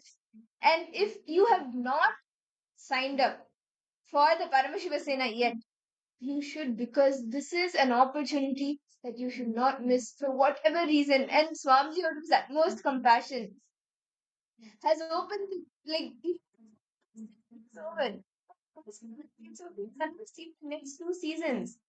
The next season started January 13th to February 14th, and then immediately on to March 15th. It's like back to back. And Swamiji is attending to each and every one of us. Ma Virupaksha, a person participant like to know when the sessions on the chakras will take place. Okay. Actually, ma detail about this chakras will be happening the Paramashivoham Level 1 program actually. Detailing it will be happening the Paramashivoham Level 1 as Swamiji revealed this whole science of the chakra thing. Um, this is the first thing Swamiji revealed, right? So detailing the participant will be learning the Paramashivoham Level 1 program. Yes. All the advanced sciences only will be learning in the Paramashivoham Level 3. Yes. Okay. Thank you so much. Ma Virupaksha, are you joining the Paramashivasena program? Yes. Okay. Ma Swamiji wants the next 2 seasons for you. Take steps. Not all the obstacles are there. Just step. Jump. How about for you, Ma Gracina? Ma Stephanie, Ma Leah Corey, Nithyanandam. Why? Ma Gracina, why? What do you think it's not possible? What's the obstacle you're facing? Yes, on January 13th. Yes. Ma Gracina, you're going to be Swamiji's ambassador. Come on, Ma, what's the most blessing you can get? There cannot be a bigger blessing than being Swamiji's very own ambassador, manifesting Swamiji through you, literally being an extension of him, going and enriching people, sharing Swamiji's, like literally embodying Swamiji for the people, enriching them, helping people in every place where they are stuck. And Paramashivasena program is on ground training to be Paramashiva's ambassador. As very beautifully Swamiji said, right, in Paramashiva program, literally Swamiji will be knowing all understand all the manifest and the unmanifest part of you. Literally Swamiji will know your whole. Literally, if you want Swamiji to know you personally, Paramashivasena is for you. As literally like today is like this the 11th day, like the 12th day of or the 12th day of the Paramashivasena program. And literally like all the participants are getting trained on ground to represent Swamiji wherever they go. And end of the day, they are going to be they are going to be part of they are going to be part of the Raj Sabha of Kailasa. And this is a big opportunity Swamiji is giving up for each and every one of us. Become a Raj Sabha member of Kailasa. Please head to ecitizen.info/PSS and please and understand like it's just too amazing. Literally Swamiji himself will be training each and every one of us from the minute detail to how to present yourself, how to talk. As or something the AI, you will be trained in like from basic body language, speaking skills, leadership skills, AI skills, everything. On ground training to be Swamiji's ambassador. And the best part is Swamiji is making himself available. Swamiji is there for you. He will get to know you. He will know you end to end, internally, externally, everything.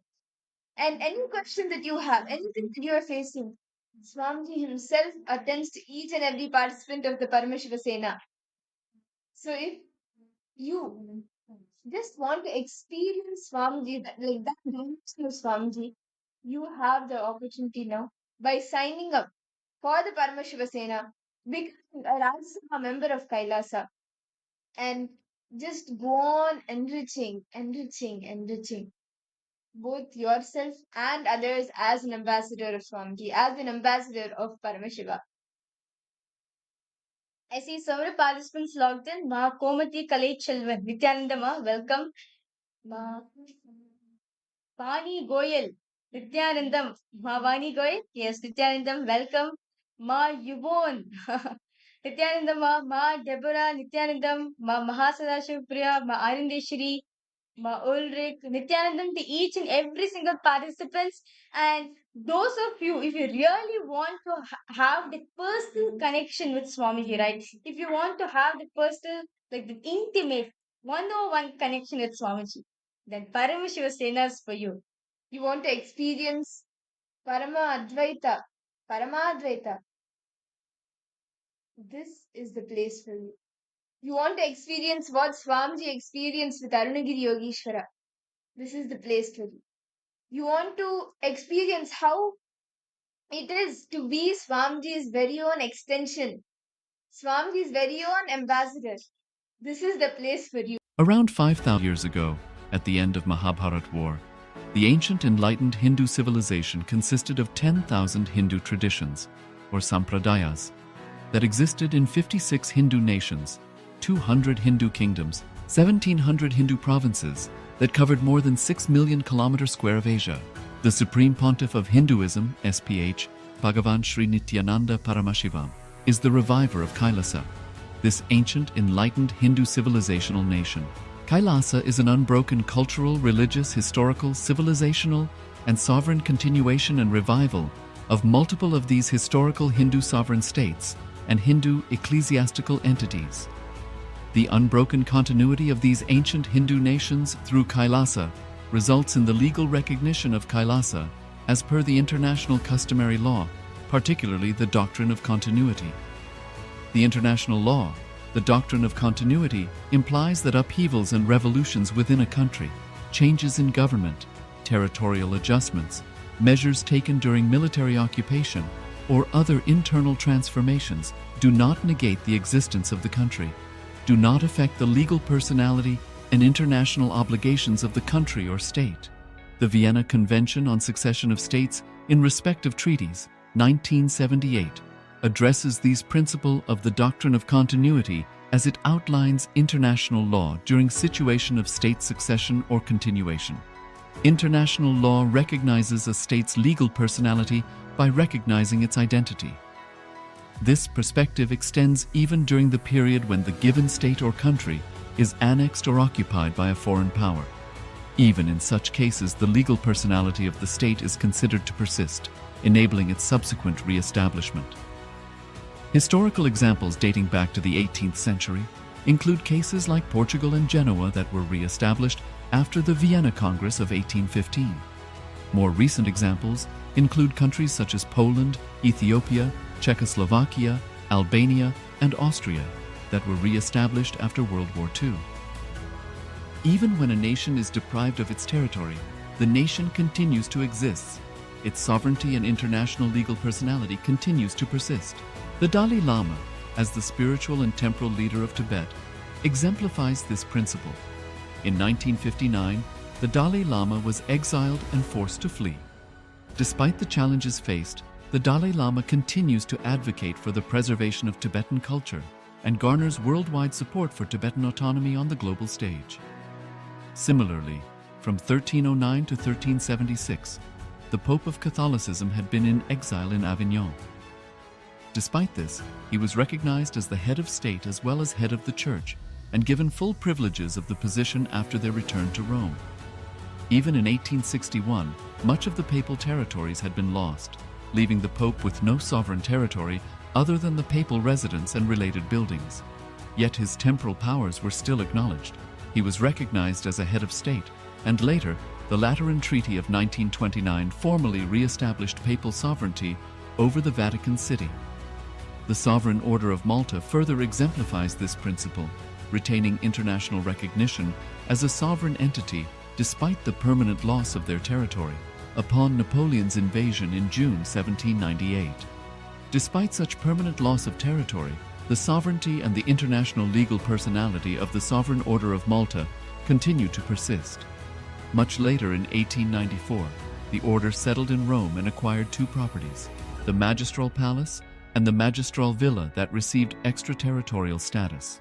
Today, the order maintains diplomatic relations with 112 countries, issues its own diplomatic passports, currency, stamps, and vehicle registration plates, and has been granted observer status in the United Nations. All these examples of state re-establishment illustrate the principle of continuity of states, as per international law, that a state's legal personality persists over time. A nation continues to exist even after a complete loss of territory.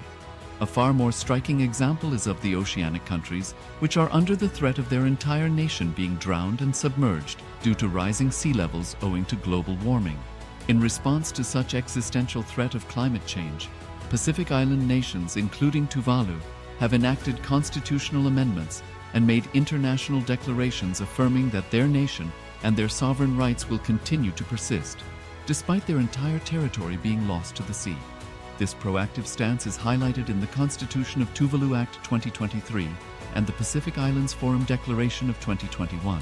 The Supreme Pontiff of Hinduism, Bhagavan Sri Nithyananda Paramashivoham, through the line of succession is the present 203rd Emperor of the Hindu Sovereign Kingdom of Surangi Samrajya. He was crowned on the 31st of December 2004 at the age of 26. Thus, by very same principles of the doctrine of continuity, through which the international legal personality of Portugal, Genoa, Poland, Ethiopia, Czechoslovakia, Albania, Austria, Vatican, Tibet, Sovereign Order of Malta, and several other nations has been recognized despite having undergone a period of exile, annexation, occupation by a foreign power, or despite loss of territory. The SPH Nithyananda Paramashivoham, through well-established legal and historical facts about the Hindu sovereign state of the Surangi Samrajyam, derives all sovereign rights and powers of the royal lineage of the Surangi Samrajyam as its 203rd sovereign emperor from his inheritance and continuation of the unbroken succession of the kingdom of Surya Vamsa Surangi Samrajyam Sarvanapitha. Surya Vamsa Surangi Samrajyam, through unification with 20 other sovereign Hindu states and sovereign ecclesiastical, historical entities, became part of the United States of KAILASA, which thus became a sovereign, independent juridical state, with the SPH Nithyananda Paramashivoham as the sovereign. Just as how the oceanic nations like Tuvalu have safeguarded their sovereignty from the existential threat of total submersion by amending their constitution and asserting that their sovereignty will persist regardless of the loss of their territory, KAILASA, which is a sovereign continuation of 21 sovereign Hindu states and sovereign ecclesiastical historical entities, is also reviving and continuing the Kumari Kandam Hindu nations that got submerged. As per the doctrine of continuity, these facts imply that the Kailasa's statehood is recognized by international law and manifests as a natural outcome of well-established historical legal facts. Share your time, talent, and treasure. Become part of Kailasa. Sign up as an eCitizen https://kailasa.ecitizen.info. Around 5,000 years ago, at the end of Mahabharat War, the ancient enlightened Hindu civilization consisted of 10,000 Hindu traditions, or sampradayas, that existed in 56 Hindu nations, 200 Hindu kingdoms, 1,700 Hindu provinces that covered more than 6 million kilometers square of Asia. The Supreme Pontiff of Hinduism, SPH, Bhagavan Sri Nithyananda Paramashivoham, is the reviver of Kailasa, this ancient, enlightened Hindu civilizational nation.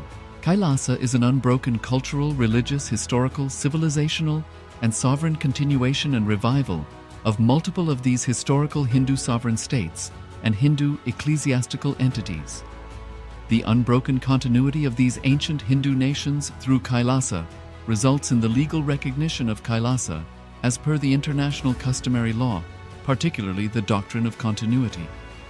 The international law, the doctrine of continuity, implies that upheavals and revolutions within a country, changes in government, territorial adjustments, measures taken during military occupation, or other internal transformations do not negate the existence of the country, do not affect the legal personality and international obligations of the country or state. The Vienna Convention on Succession of States in Respect of Treaties, 1978, addresses these principles of the doctrine of continuity as it outlines international law during situation of state succession or continuation. International law recognizes a state's legal personality by recognizing its identity. This perspective extends even during the period when the given state or country is annexed or occupied by a foreign power. Even in such cases, the legal personality of the state is considered to persist, enabling its subsequent re-establishment. Historical examples dating back to the 18th century include cases like Portugal and Genoa that were re-established after the Vienna Congress of 1815. More recent examples include countries such as Poland, Ethiopia, Czechoslovakia, Albania, and Austria. that were re-established after World War II. Even when a nation is deprived of its territory, the nation continues to exist. Its sovereignty and international legal personality continues to persist. The Dalai Lama, as the spiritual and temporal leader of Tibet, exemplifies this principle. In 1959, the Dalai Lama was exiled and forced to flee. Despite the challenges faced, the Dalai Lama continues to advocate for the preservation of Tibetan culture and garners worldwide support for Tibetan autonomy on the global stage. Similarly, from 1309 to 1376, the Pope of Catholicism had been in exile in Avignon. Despite this, he was recognized as the head of state as well as head of the church and given full privileges of the position after their return to Rome. Even in 1861, much of the papal territories had been lost, leaving the Pope with no sovereign territory other than the papal residence and related buildings. Yet his temporal powers were still acknowledged. He was recognized as a head of state, and later, the Lateran Treaty of 1929 formally re-established papal sovereignty over the Vatican City. The Sovereign Order of Malta further exemplifies this principle, retaining international recognition as a sovereign entity despite the permanent loss of their territory upon Napoleon's invasion in June 1798. Despite such permanent loss of territory, the sovereignty and the international legal personality of the Sovereign Order of Malta continue to persist. Much later in 1894, the order settled in Rome and acquired two properties, the Magistral Palace and the Magistral Villa that received extraterritorial status. Today, the order maintains diplomatic relations with 112 countries, issues its own diplomatic passports, currency, stamps, and vehicle registration plates, and has been granted observer status in the United Nations. All these examples of state re-establishment illustrate the principle of continuity of states, as per international law, that a state's legal personality persists over time. A nation continues to exist even after a complete loss of territory. A far more striking example is of the oceanic countries, which are under the threat of their entire nation being drowned and submerged due to rising sea levels owing to global warming. Om Nithyananda Paramashivoham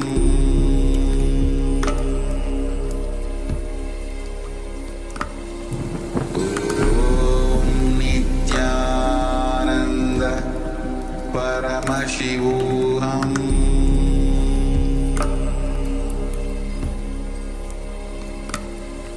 Om Nithyananda Paramashivoham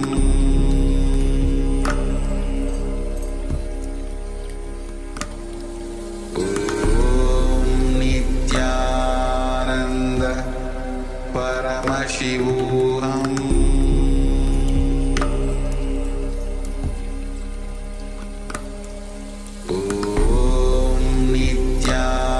Nithyananda Paramashivoham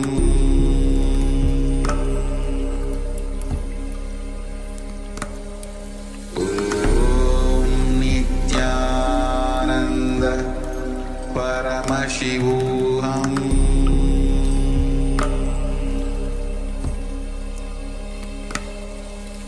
Om Nithyananda Paramashivoham Om Nithyananda Paramashivoham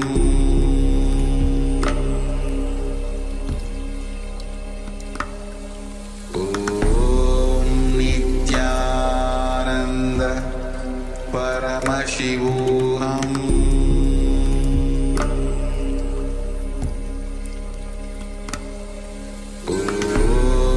Nithyananda Paramashivoham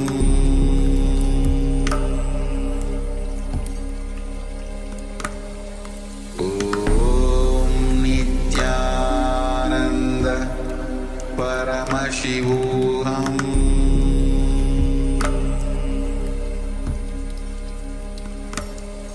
Om Nithyananda Paramashivoham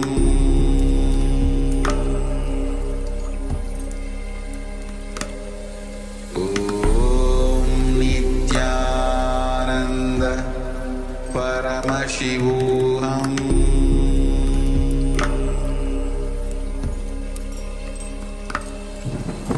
Om Nithyananda Paramashivoham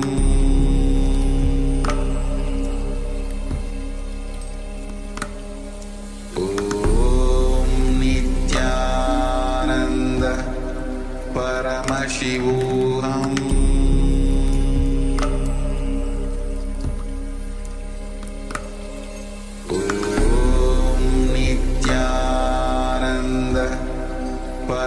Paramashivoham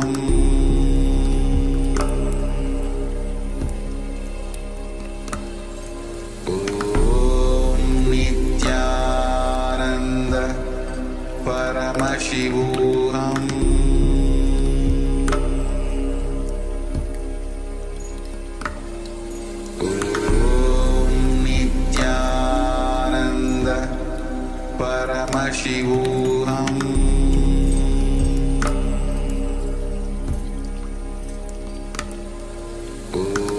Om Nithyananda Paramashivoham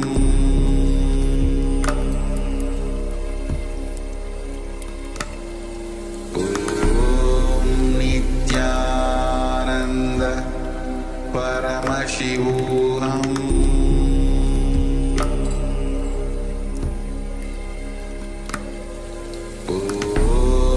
Nithyananda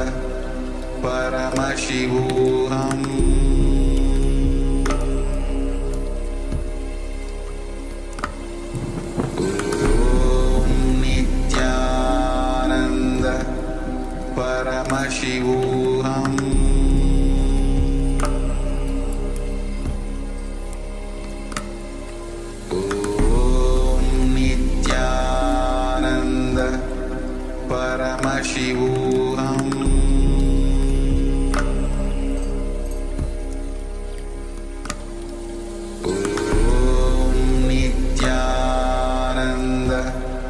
Paramashivoham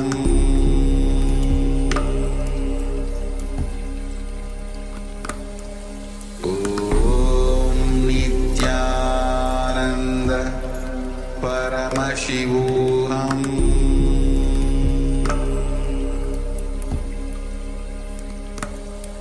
Om Nithyananda Paramashivoham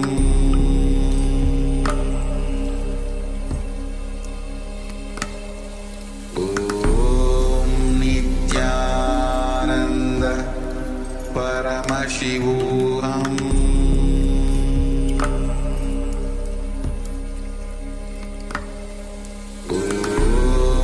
Nithyananda Paramashivoham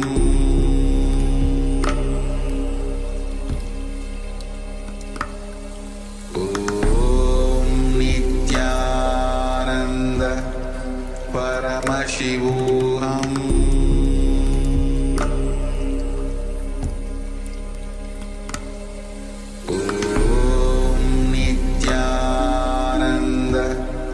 Paramashivoham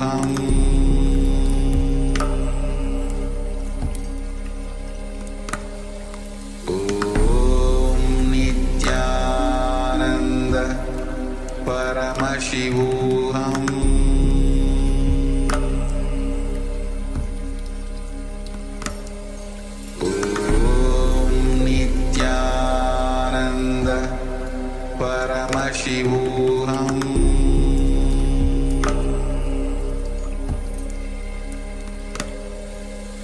Om Nithyananda Paramashivoham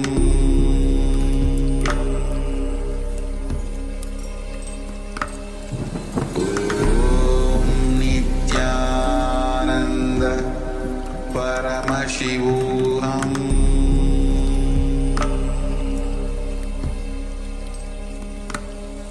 Om Nithyananda Paramashivoham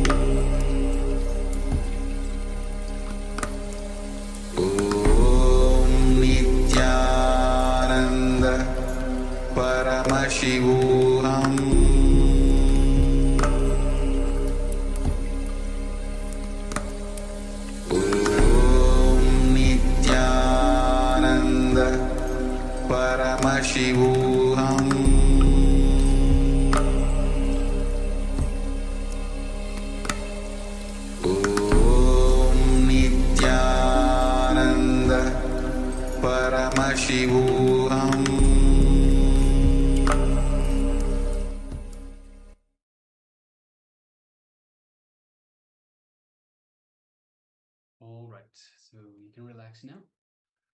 And let us know how you went in terms of this beautiful power of consciousness over matter. Were you able to move the coconut or the fruit? Were you able to move it on the other hand, the non-natural hand? So most of us have one preferred hand and one that is not so preferred. I'm not saying that you don't like the hand, but we have a preference to using a one hand over the other one. So in the previous versions of this, the previous sessions for this power manifestation, we used one hand, which is usually our preferred hand. So for this power manifestation, we asked participants to roll the coconut or the fruit out of the other hand, the non-preferred hand. And also, if you wanted to make it even more difficult, to roll the coconut or the fruit out of your hand with your eyes closed. So now just take a moment and let us know how you went in this power manifestation. Were you able to roll the coconut? Did you indeed close your eyes as well? Did you roll the coconut with your eyes closed of your palm? So just take a moment and share with us. And meanwhile, we request participants to please switch on the camera. So the participants that don't have the camera switched on just yet, we have Ma Siawu, we have Sri Nithyananda, we have Ma Nijaya Paramashiva Anandini, and we also have Ma Ananda Gora Rupini and Ma Kaylee Wang, who have the camera switched on, but we cannot see you in the camera. So if you could please switch on your cameras if you haven't already. Yes, Ma Siawu, Nithyananda, thank you, Ma. And also, if you're not in the camera, if I could please request you to come on the camera, be available in the camera frame itself. And then just take a moment and let us know how you went in this round of power manifestation. Were you able to roll the coconut or the fruit out of your hand? So just take a moment and let us know.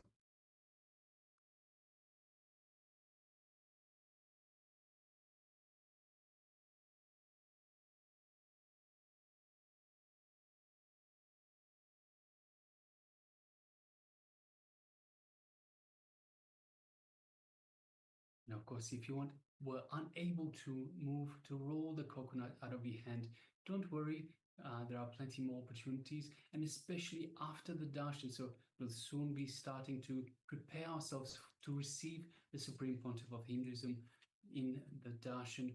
And after the darshan, after Swamiji infuses that superconscious energy into us, make sure that you take part in that power manifestation, because it is the most important time. Right after Swamiji brings our superconscious level to higher and higher levels, pushes through our ceiling, our current ceiling, to create a new ceiling. That is the best time for us to manifest these powers, these power manifestations. It is the best time to board those energies into our system, to make sure that we stick to that higher ceiling, that higher superconscious ceiling. It is what we are here for. We are here for a superconscious breakthrough. The best way to do that, straight after darshan, when all that energy is still fresh inside us and our ceiling has just been broken through, let us bolt that new ceiling, that super consciousness into our being, and let us manifest these powers, the power of consciousness over matter in that scenario straight after darshan. So please make sure you don't miss it. Please make sure that you do take part in it, and it is the best thing you can do for yourself today.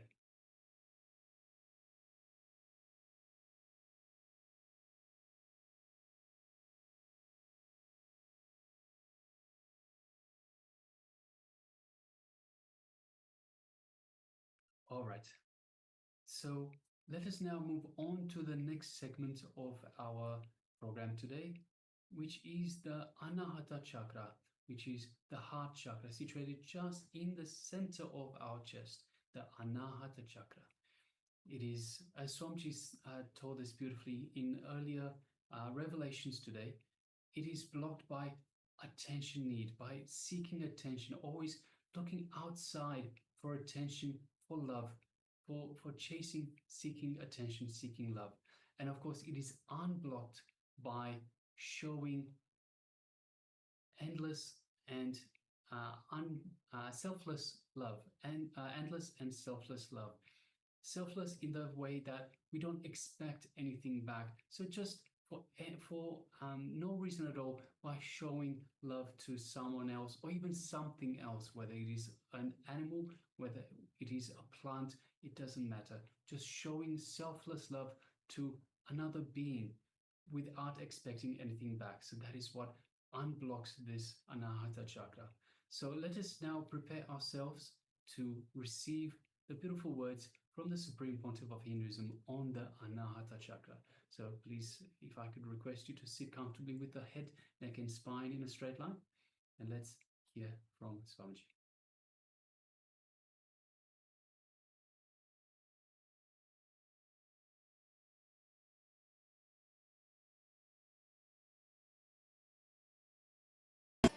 You feel you are something special, you are attended, you are cared, you also told the right word, you are cared.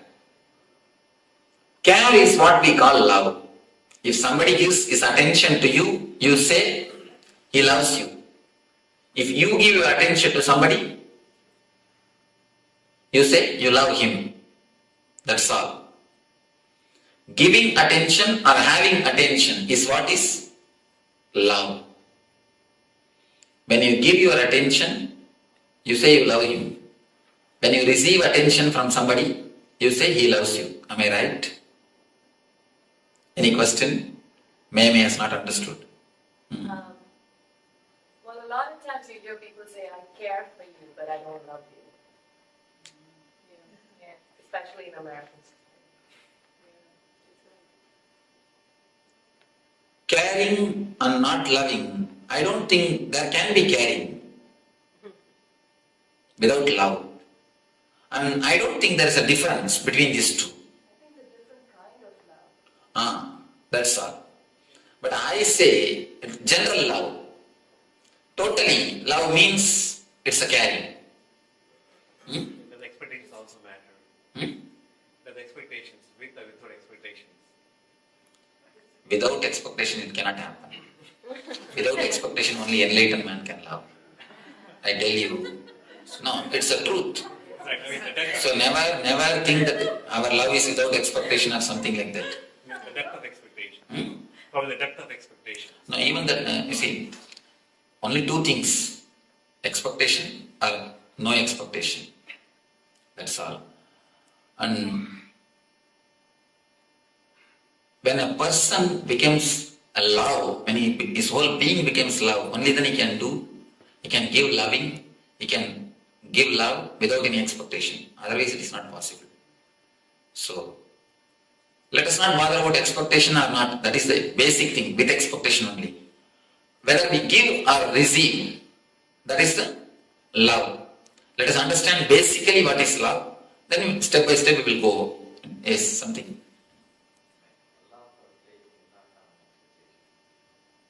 Love for a place. How do you say you want to be there? Huh? Then you don't have love. See, the very love, you imagine that about the place continuously. How can you say, I love the place, I don't want to be there? It is simply your feeling to want to be there only is the love for the place. You see, if you love some place, naturally you want to be there. You would like to stay there. That is the love. Otherwise, how will you say that you are loving that place? When you remember, you feel like you are pulled, you are called. That is what is love. Even place, the love for a place is nothing but with expectation.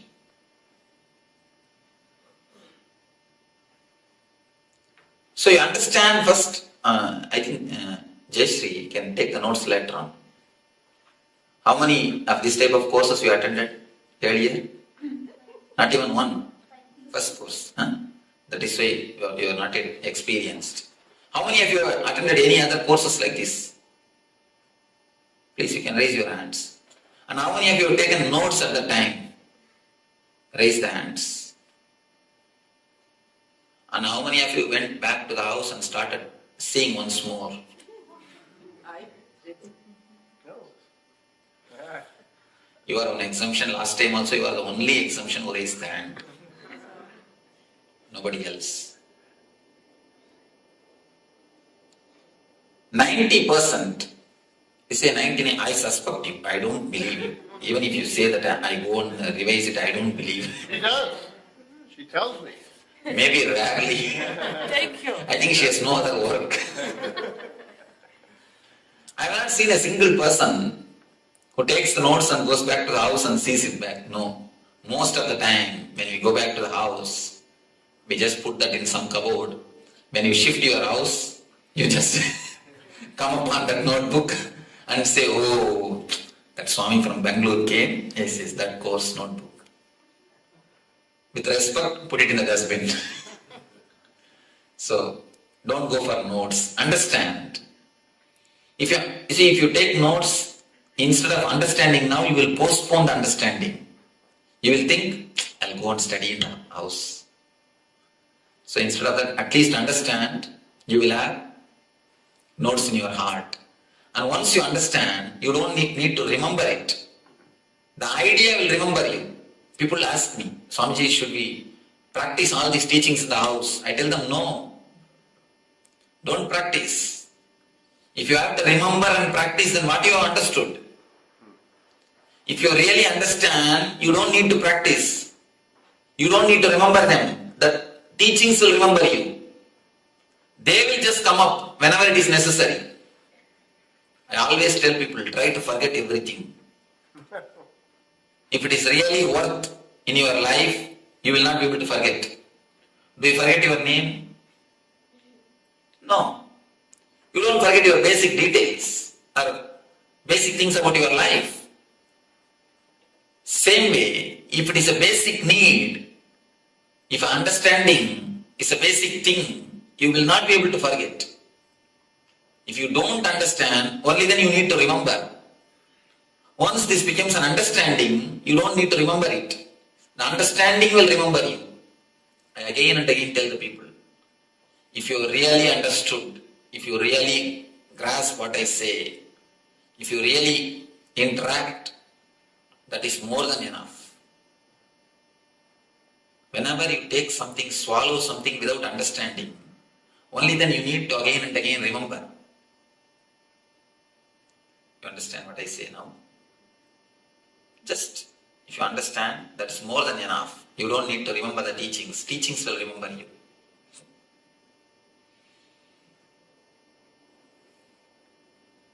Heart. Whenever you are given care, you say, you are loved. Whenever you give your attention, you say, you are loving. Heart center, the Anagata chakra, is related to this attention only. Whenever I say there is a heart center, there is an Anagata chakra, people immediately ask me, Swamiji, I underwent bypass surgery, will it be there as it is? Whether you underwent bypass surgery or open heart surgery, the Anagata chakra will be there as it is. Don't bother about it. It will be there as it is. It is not physical, it is more metaphysical. It is more spiritual. The key for the Anagata chakra is whenever you give your attention, the energy center opens. Whenever you ask for the attention of the others, this gets locked. We may say, when are we asking? All your fight in the house is nothing but the asking of attention from others. Everything. Let us look a little deep into the mechanisms of Anagata chakra. Actually, you feel pampered when you are attended. You feel you are recognized when you are attended. Have you seen the kids? They will be playing in the house. They will throw something here, there. They will just put few steps forward. And then they will wait and see your face. Whether you recognize it or not. They will just look at your face. If you recognize, if you say okay, they will go ahead. If you just gaze at them, if you show a different face to them, immediately they will sit silently. They will keep quiet. Not all children, Swami. Of course, some they start crying and weeping or anyhow, they just sit or they just wait for your attention, for your recognition. Same way, you also continuously wait for others' recognition. Whenever you do something, you immediately wait for the others' certificate. Even if they don't affect your day-to-day life, even if they are not directly related to your day-to-day life, you wait for others' certificate. People come and tell me, no, Swamiji, I just do everything as a service. I never expect anything. If you don't expect anything, you will not even expect the good opinion of the others. But what all of us do? End of the day, we just wait for what? Certificate. Good wife, good husband, good son. If you are not given certificate, sometimes you demand also. Most of the time, we demand. Understand a little deeply. Every action, if you scan your life, every step you can see you are expecting certificate. You are expecting certificate from somebody. From the very young age, you are conditioned to live with good certificates. You are conditioned to aspire for good certificates. The West, I saw even many houses I saw, they put the good wife, good husband, good parents. Actual certificate itself is given. Kids give for parents, husbands give for wives, and wives give for husbands. The certificate itself is given.